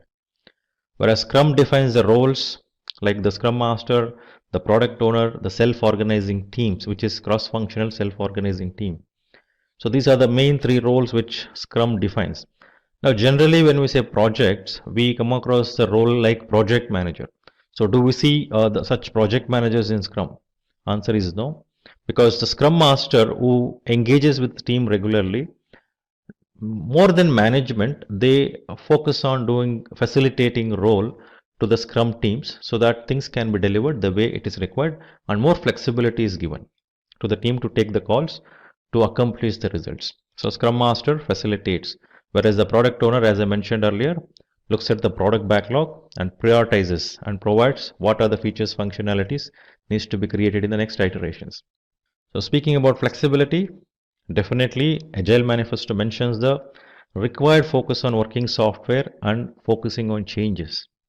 So that's the focus, the direction what it provides. So Scrum approaches enables teams to react to changes quickly. The Scrum methodology is made such a way that team understanding that can able to react, and those changes and modifications are made visible to the team. So delivery perspective, Manifesto provides necessary guidelines on frequent delivery of product or software. So Scrum with time-boxed iterations called sprints builds, delivers to the users regularly and upheld Agile principles. That is very important. So delivery here is as per the user's requirement, as per the customer requirements, because when we want to become Agile, customer has to involve very closely, stakeholder has to collaborate Without that, you cannot become agile. So next point is about collaboration. Agile Manifesto stresses on individual interactions and customer collaborations. So based on this, if you look at in the Scrum, how are they demonstrating this? So there are various events which happens in Scrum. So as I mentioned earlier, we have daily stand-up meetings and other Scrum events like sprint retrospective, sprint reviews, daily stand-up meetings, which happens like sprint planning, which happens regularly. So it becomes a reason for collaboration and everyone to discuss and take the call. So question number 5, what are the main artifacts of the Scrum process? Now product backlog, so which consists of list of new features, changes, which are organization is looking for to bring into the existing features, changes to the existing features, bug fixes, changes to the infrastructure and several other activities to ensure a particular outcome. So product backlog. So then we can speak about sprint backlog, a subset of product backlog. So the sprint backlog contains tasks that the team aims to complete to satisfy the sprint's goals. So set of product backlog things are taken, put into sprint backlog, and those are the features which are supposed to be produced as a result as part of that particular sprint. The team first identifies tasks from the product backlog that need to be delivered to achieve a goal. So these tasks are then added to the sprint backlog. So the team first identifies tasks from product backlog as per the priorities, the list which is prioritized in the product backlog, that is taken, put into sprint backlog, and then those are delivered. So next you can think about product increment. The product increment is the combination of all product backlog tasks completed in the sprint and the value of the increments of previous sprints. The outcome should be in the usable condition even if the product owner doesn't decide to release it. It is very important, each of the increments which comes out so needs to fulfill this. Now question number 6, how are the product and sprint backlog different from one another? Product backlog versus sprint backlog. Let us see a few differences. So product backlog is the list of items that needs to be completed for developing the product, which is the list of all the features functionality, consolidated one. Whereas sprint backlog is the list of items to be completed during each sprint, which are taken from product backlog. The backlog, when it comes to product backlog, the backlog is collected from the customer by product owner and assigned to the team. Whereas in sprint backlog, the teams collects the backlog from the product owner and sets up the time frame for the sprint. So product backlog is specific to end goal, ultimate objective, whereas sprint backlog is specific to that sprint, specific iteration called sprint in Scrum. What is that we are going to produce as part of it? Product backlog is based on customer vision, whereas sprint backlog will vary based on the product vision defined by product owner. So prioritized lists you take from there, product backlog. So product backlog is independent of sprint backlog, whereas sprint backlog is dependent on product backlog. Reason we know already, I explained. So this is the prioritized list of backlogs we take from product backlog and create this specific product as part of sprint, which become sprint backlog. So product backlog refers to until the project is complete, the product owner maintains the product backlog. Whereas sprint backlog, when it comes to sprint backlog, each new sprints as backlogs added by the team as each sprints are initiated. So next question, who is the Scrum Master and what does he or she do? So a Scrum Master promotes and supports the adoption of Scrum in the team. Scrum Master helps everyone to understand the theory, practices, rules and values in the Scrum. So Scrum Master is playing the role of facilitation, enablement, right? So Scrum Master ensures the team follows Scrum values, principles and practices, removes blockages that may hamper the progress of the project, protects the team from being distracted, ensuring the team delivers value during every sprint. So next question, what happens in daily stand-up sessions? So daily stand-up sessions are the discussion which are done daily that takes place and are usually 15 minutes in duration. The objective is to understand what went well, what tasks are completed from the last stand-up session, what tasks are pending, and the obstacles the team was facing. If at all any specific task is not accomplished for certain reasons, so what are stopping them, stopping the team to accomplish that? That needs to be made visible, so that separate meeting can be held to discuss on that and do the necessary corrections by taking proper actions. So the objective of this daily stand-up meeting is to understand the overall scope and status of the project. Further, individual discussion can be taken up after the daily stand-up sessions. As I mentioned earlier, if at all, if you find something is not accomplished as per the plan, now how do we ensure that is corrected? And why is it happening? Is there anything, any support is required by the team to focus on that? So something like that can be checked on. Question number 9, what is Scrum Ban? So Scrum Ban is a development methodology that is a combination of Scrum and Kanban. So this can be used to meet the needs of the team that aims to minimize the batching of work and to adopt a pull-based system. So Kanban is called as pull-based system. So which actually helps in terms of visualizing what work is in progress. And since it is a visualized system, it is visible to everyone. So it works in terms of making people become conscious to take that work and get it closed quickly. So it's also called pull system because work is pulled from that particular list. So when this Kanban approach or methodology or thought is applied in Scrum, we call it as Scrum Ban. So combination of this definitely helps in terms of making that entire journey successful and supports the Scrum methodology. So Scrum Ban includes the structure of Scrum along with the flexibility and visualization of Kanban. So Scrum Ban is used by the teams that need to be structure of Scrum, that has the structure of Scrum and the flexibility of a flow-based method like Kanban. So question number 10, what is Sprint Zero and Spike? So the term Sprint Zero refers to the short amount of effort put for creation of vision, a rough skeleton of the product backlog. So now we do this whenever we need to understand certain things, how things looks like, to get certain insights.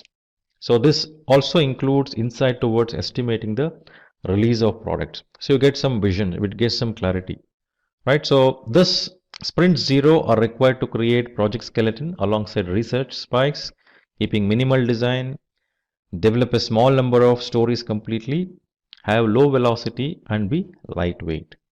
So speaking about this spike, so spike is set of activities used in extreme programming.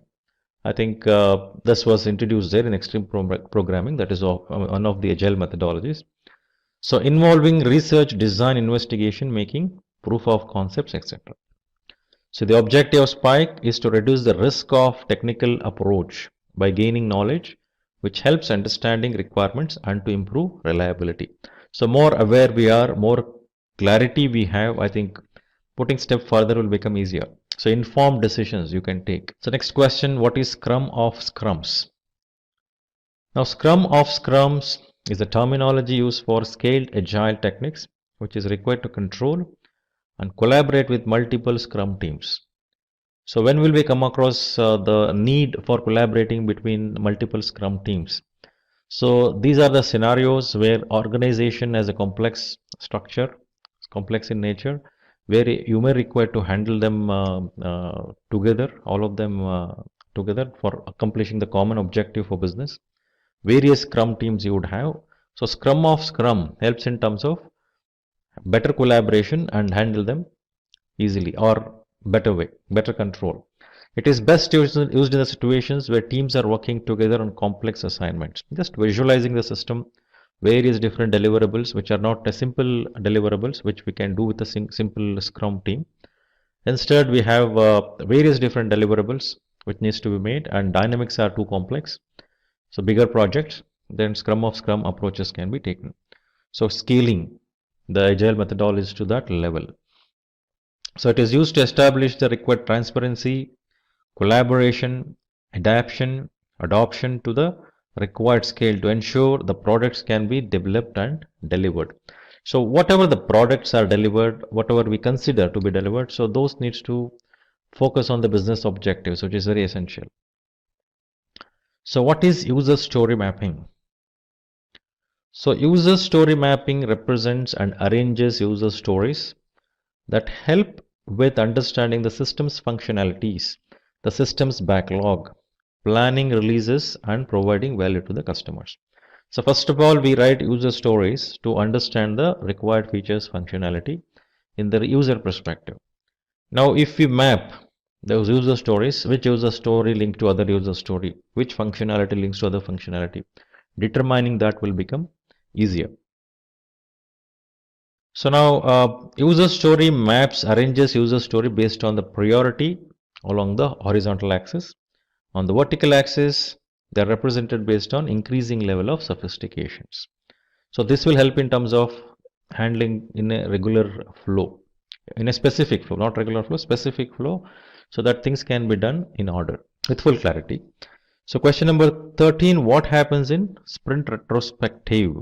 So after the sprint review, so sprint completes, so sprint review happens, the sprint retrospective is done. So during this meeting, the lessons learned, what went well, what mistakes we did, what were the issues, so is there any new way of doing things? So all these are discussed so that these necessary corrections can be considered in the upcoming iterations, the sprints. So data from year is incorporated when planning the new sprint. So the learning what you had, you are going to collect it, what went well, what went wrong, what was supposed to be the best approach and how did we approach it? Is there any other way of doing it? So these are discussed and very essential to do it at the end of completion of each of the sprints review. Question number 14, what is empirical process control in Scrum? So empiricism refers to work based on facts, experiences, evidences, observations and experimentation. So empirical process control is established and followed in Scrum, ensuring project progress and project interpretation is based on facts of observation. So actual facts and figure is very important. Any decisions what we make, any progression what we make should be always based on ground facts and actual pictures.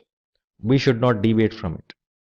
So these rely on transparency, observation and adoption. Obviously when you are working on the data, on ground reality, so you are working on the actual one. It is transparent. It is on the observed data. The mindset of the team and the shift required in the thought process and culture are very essential to accomplish the agility required by organization. So mindset of the team is very essential.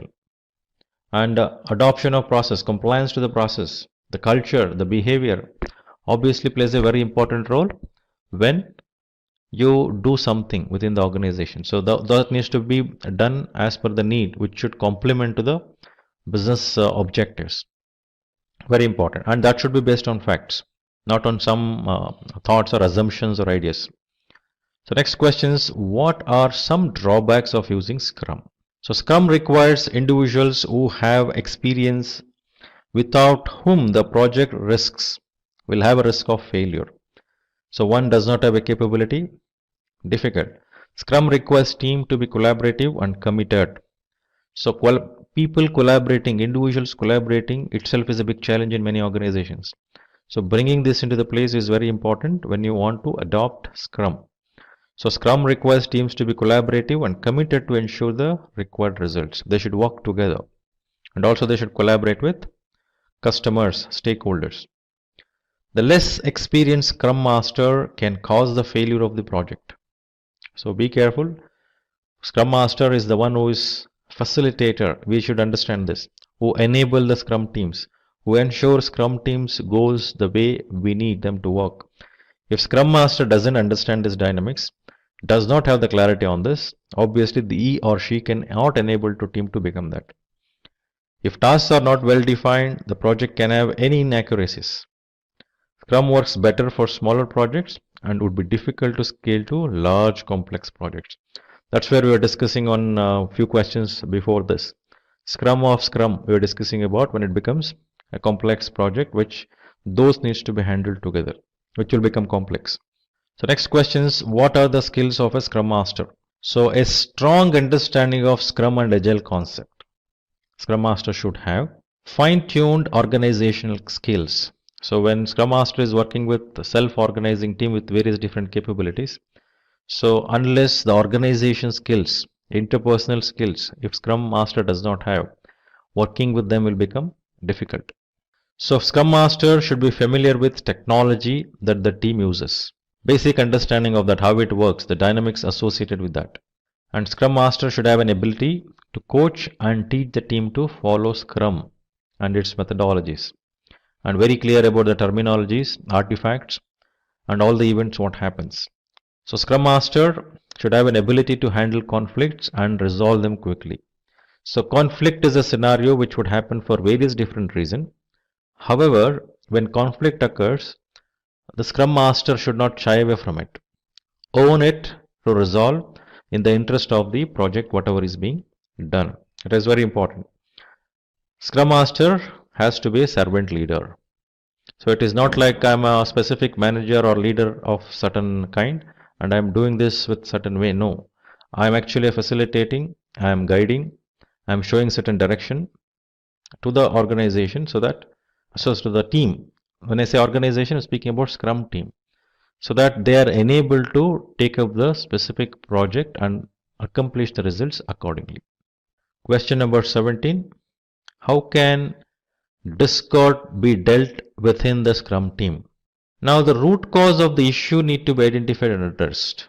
Complete ownership needs to be established when you deal with this and try to diffuse the disagreements. So emphasizing on the focus area that complements the project. So here when we take up any of the discussions, any of the opportunities or any actions what we take, everything should be revolving around ultimate objective of whatever we are doing. So when we need to resolve something, when we get into the root causes, always it helps to look at the actions in terms of eliminating those causes. So once the causes are eliminated, it is quite obvious you can able to deal with it and address it with easily with the right set of actions. So emphasize on focus areas that complements the project, in the sense that should be the ultimate direction. Not my individual interest, not that individual interest. I favor this person, I favor that person. That should not be the case. So favoring this solution or favoring that solution, I'm okay with this particular technology, I'm very happy with this technology. Not such thoughts. It is the direction what is set, I should move things in that direction. So to establish a common understanding and to guide the team to that direction. Performing continuous monitoring and providing complete visibility. Very, very important. The next question, what is a user story? So user stories are an agile software development project management tools. It provides the team with simple natural language explanations of one or more features written from the end user's perspective. Now for example, I am a account holder in a bank. So first, what is the facility a bank would give to account holders? There is ATM banking, there is net banking, there is mobile banking, and there is over the counter. Now when bank is working on creating certain specific features or specific mobile app to the account holders, now what are the things user needs? That needs to be visualized. Now if I say the role here is account holder, as an account holder I want to download the statements of every month. As an account holder I want to download the statements every month. This is what my requirement is. How will you facilitate this? This will provide the insight towards how the bank, what are the features and functionalities, and how these requirements can be fulfilled by the bank, and what features functionality the particular mobile app should have, so that account holder can download the statements. So user stories will provide that insights, what every users. So account holder is not just an user here. There are many users when it comes to mobile app of a bank. We have people who monitor it, manage it, who develop it. So they need to have a clarity on what exactly they need, and that needs to be written as part of user story, that what features, functionality can be easily determined out of it. So a user story does not go into detail. It just mentions, as I gave an example, it just mentions how a certain type of work will bring value to the end user. The end user in this case could be an external end users, or even internal customers or colleagues within the organization. So if I'm an organization, I produce an HR application, I create an HR application for claim processing, which I don't have till today. So that is for internal users. In the bank example, I'm speaking about external customers. So user stories also form the building blocks of Agile framework like epics and initiatives. These help ensure that the team work to the goals of the organization through epics and initiatives. So further, the requirements for making the user stories a reality are added later after discussing with the team. So to write a user story, the involvement of the team members are very essential. They should discuss and come out and agree, yes, this is the features functionality which should be there.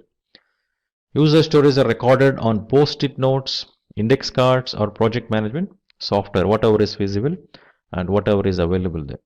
Next question, how are the user stories, epics, and tasks different? So user stories provides the team with simple explanation of business requirements created from the end user perspective, as we saw the few examples in the previous questions. Epics are the collection of related user stories. They're usually large and complex. So these epics are created with specific objectives in mind, and user stories are grouped. So that will form an epic. Whereas task refers to the one which are used to track work. So they are used to further broken down from the user stories. So there is the smallest unit in the Scrum used to track work. A person or a team or two people usually work on the tasks. So these tasks or through this task, I think the features functionality what are required to be accomplished are done. So question number 20, what is sprint? Now as I mentioned earlier in the question number 4, so sprint is the terminology used in the Scrum. I think we explained various different concepts as we went through. So sprint is the terminology is used in Scrum, which refers to time-boxed iterations. So we understood what is this iterations in Scrum approaches when we are going through that. The creation of specific module or feature which is part of a product is done during the sprint. The duration of sprint varies between a week or two. So means it's a short duration. Simple few features functionalities are taken and created. So what is velocity?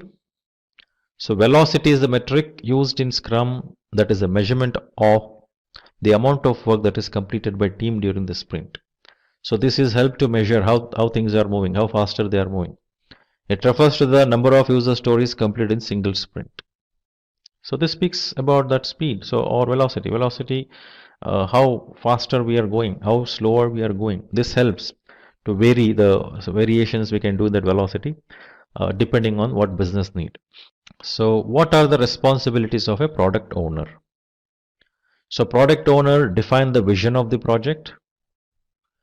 They anticipate the needs of the customer and to create appropriate user stories. So they don't write user stories as such. They definitely have a set of people who should get involved, the team, to write the user stories. A lot of discussion has to happen, brainstorming has to happen to write user stories. But product owner is accountable. So product owner has to evaluate the progress of the project based on this backlog what project or product owner has, and has to be licensed for all product related questions. The team may have certain questions, sprints, as the sprint progresses. The Scrum team may have certain questions, clarification relating to the user stories. Those needs to be clarified. What is burn up and burn down charts? So generally when we say chart, it is a graphical representation. So burn up chart is a tool that is used to track the amount of work that has been completed. So it is a bar chart. The amount of work completed, the height of the bars keeps increasing in burn up chart based on what is completed, which will show the total amount of work the need to be done for a sprint or a project. So it is a bar chart where each of the bars keeps increasing in its height as number of things get delivered increases.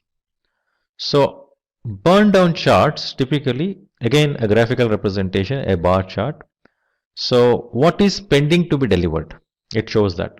Now initially you will have a bigger bar, and as the project progresses the height of the bars reduces, indicating what is that is pending for deliverables. It is a representation of how fast the team is working through the user stories. It helps you to understand that. So it shows total effort against the amount of work for each iterations, which is helpful for you to see to that what is pending to complete. Question 24. How is estimation in the Scrum project done? So the estimation of user stories is done based on its difficulty, a particular scale in which is used to assess the difficulty of user stories.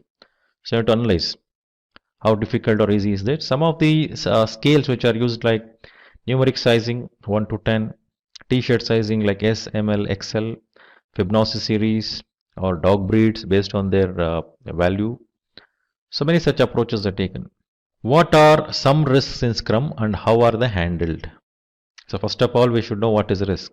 So some types of risk in Scrum are related to budget, people, sprint, product, knowledge and capability.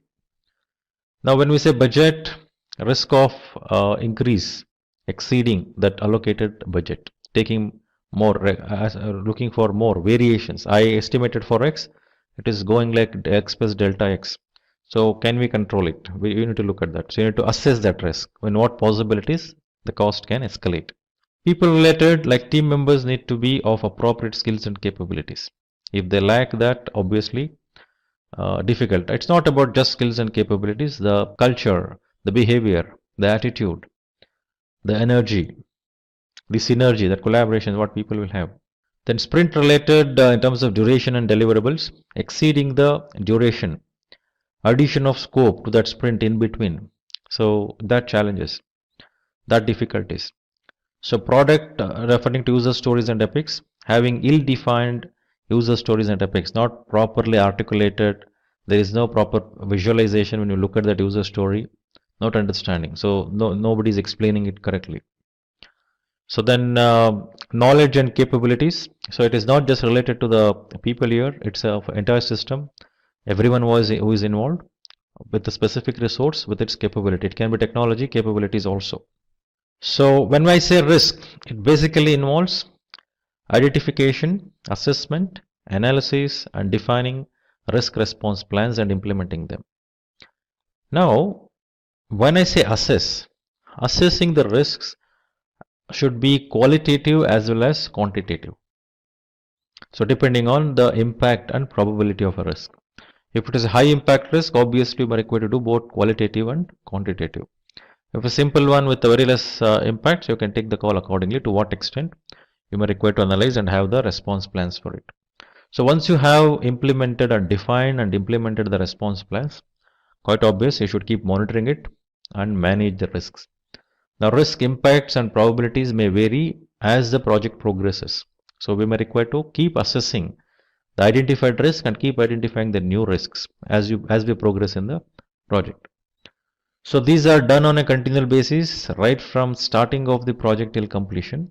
The reason I told, it is essential to understand that the impact of the risk is based on the proximity of actual occurrence of the risk. Now for example, if you start working on something, nothing is delivered at the moment. Now if specific risk of people not available or customer is not involved, initial stage, very initial stage. So risk impact is accordingly. Project would delay in entirety or requirements not very clear, it is delaying. Something of that sort of impact you will have.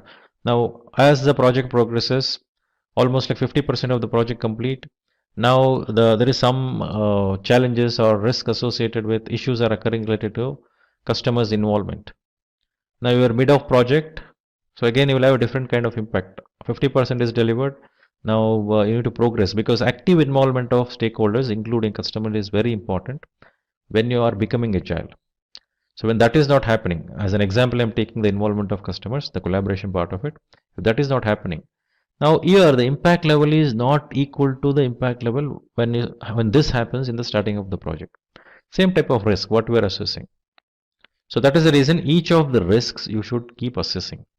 The identified one keep assessing as the project progresses and check on is there any new risk is introduced as the project is progressing. So next question, what are some popular tools used in Scrum? So these are the list. So you can think of GitHub, Zoho, Trello, Jira Software, Yodix, varies version 1. So now what I am saying is these are the tools, technology tools. So when we say tools, we cannot just limit our thought to technology tools. So what exactly this tool does? What are the techniques used? That we need to be very clear, right? The metrics, what is measured, and methodology of measuring it, and what processes are used, what steps are used. So what needs to be used? So unless we are clear relating to specific type of project, usage of these tools may not make any sense. You cannot even implement or customize this for the requirement what you are trying to accomplish. So you be clear about it when you are selecting the tool. So 27, how does Scrum Master track sprint progress? So we have various different events which happens in Scrum, like daily Scrum meetings, Scrum retrospective, Scrum planning, Scrum review, and checking on the defects which are escaped, density of the defects, burn down, sprint burn down, velocity. So checking all of this provides the better insight to Scrum Master so that tracking the progress of the sprint will become easier. So, and how to deal with the scope creep? Now, before we understand the dealing with scope creep, we need to understand what is scope creep. So, the term scope creep refers to the change which is uncontrolled and added without checking the impact on the constraints like scope, time, costs. Now, what happens is you will be doing certain or delivering certain features. Now, you are forced or you are influenced or without your knowledge, some additional things are put in place. So, which may impact later. It may add value, it may not add value later, doesn't matter, but it may lead in terms of impact your cost, time, and schedules, which is unexplained. And that extra effort what you have put in, extra cost what you have put in, will become like not recognized by customers, and you will not get anything paid for it. So, scope, to avoid the scope creep, to deal with it, one has to ensure close monitoring of works being done on day-to-day basis, because scope creep can happen through team members. Team members are influenced by consumer. Because of that, it may happen. So understanding, communicating the vision to the team for ensuring the alignment. So the team is very sensitive about that changes what is happening. Then capturing, reviewing the project requirements regularly against what is delivered, to emphasize to the team and customer about the requirement signed off, so that someone will not come and influence you or make that additional things to be delivered. They need not push you. Right, ensuring any change introduced to go through change control. So no changes without any proper approval by the authorities, so that only those what is required to be implemented is implemented, and that is done formally through the formal change request. So avoiding gold plating. So it is a bit different thought process when we say gold plating. So we were doing the projects are trying to add certain things into the scope to please the customer, as an example, doing something additional, providing some additional features and functionality for which we are not paid. So scope creep is not a terminology used for it, but gold plating is the term used. But however, since it is an additional scoping, so we are just added here. So don't say that when the moment scope creep we says that is not gold plating. Gold plating is a different direction. So just to explain you, along with scope creep, what else would happen to where the additional deliverables would come in, which is gold plating. So question 29, what is MVP and MMP, which means minimum viable product and minimal marketing product. So now minimum viable product is a concept of lean startup which stresses upon the impact of learning while performing product development. So this allows one to test and understand the idea by getting exposed to the initial version of the product for target customers and users. So to accomplish this, one has to collect all the required relevant data and learn from the collected data. So the thought behind MVP is to produce the product, to provide access to the users, and to observe how the product is used, perceived and understood. This will also provide more insight towards what the customers or users' needs are. So when it comes to minimal marketable product, this refers to the description of the product, which will have a minimal number of features that addresses the requirements of the users. The MMP would help also the organization reduce the time to market, because you have the clarity what is that we may require to provide. Now question number 30, what does DOD means? Definition of done, right? So DOD refers to the collection of deliverables, which includes written codes, comments on coding, unit tests, integration testing, design documents, release notes, etc. This would add variable and demonstrable values to the project development. So DOD is very helpful to Scrum while identifying the deliverables to achieve the objectives of project for the stated reason above. So defining the steps required to deliver the iterations, the usage of appropriate tool like burn down to make the process more effective, ensuring on-time feedback throughout the project lifecycle, ensuring the walkthrough of the product backlog items are done and understood correctly. So then creation of checklists for product backlog item, ensuring the DOD is defined to become task oriented, involving the product owner for reviewing during the sprint and sprint retrospective. That is about DOD. The next question, how can a Scrum Master be a servant leader? It's a very important thing to understand. So what is the meaning of the servant leader? The term servant leader mainly stresses on service orientation, which a leader should demonstrate. So today we say every organization is service organization. Even an organization who is producing car, if there is no service orientation, they cannot sell. So more stresses on being service orientation. The Scrum Master needs to be facilitator, a guide, a mentor, etc. This helps the team have increased involvement and empowerment. So now question number 32, how can one coordinate between multiple teams? So one of the most common approaches for this is Scrum of Scrums meeting. So where members representing each Scrum team discusses the progress, performance, issues, risk, etc. together. This is complex structure, what you're speaking about. The frequency of these meetings must be predefined, well articulated, well defined. Generally, Scrum Master would represent the particular Scrum team. On behalf of that Scrum team, they would go and represent in the meeting.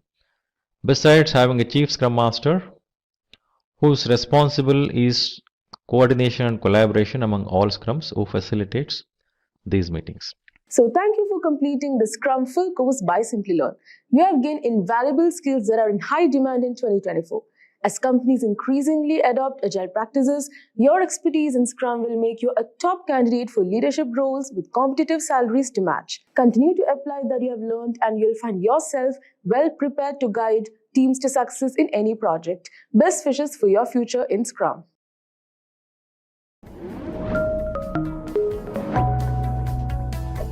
Hi there, if you like this video, subscribe to the Simplilearn YouTube channel and click here to watch similar videos. To nerd up and get certified, click here.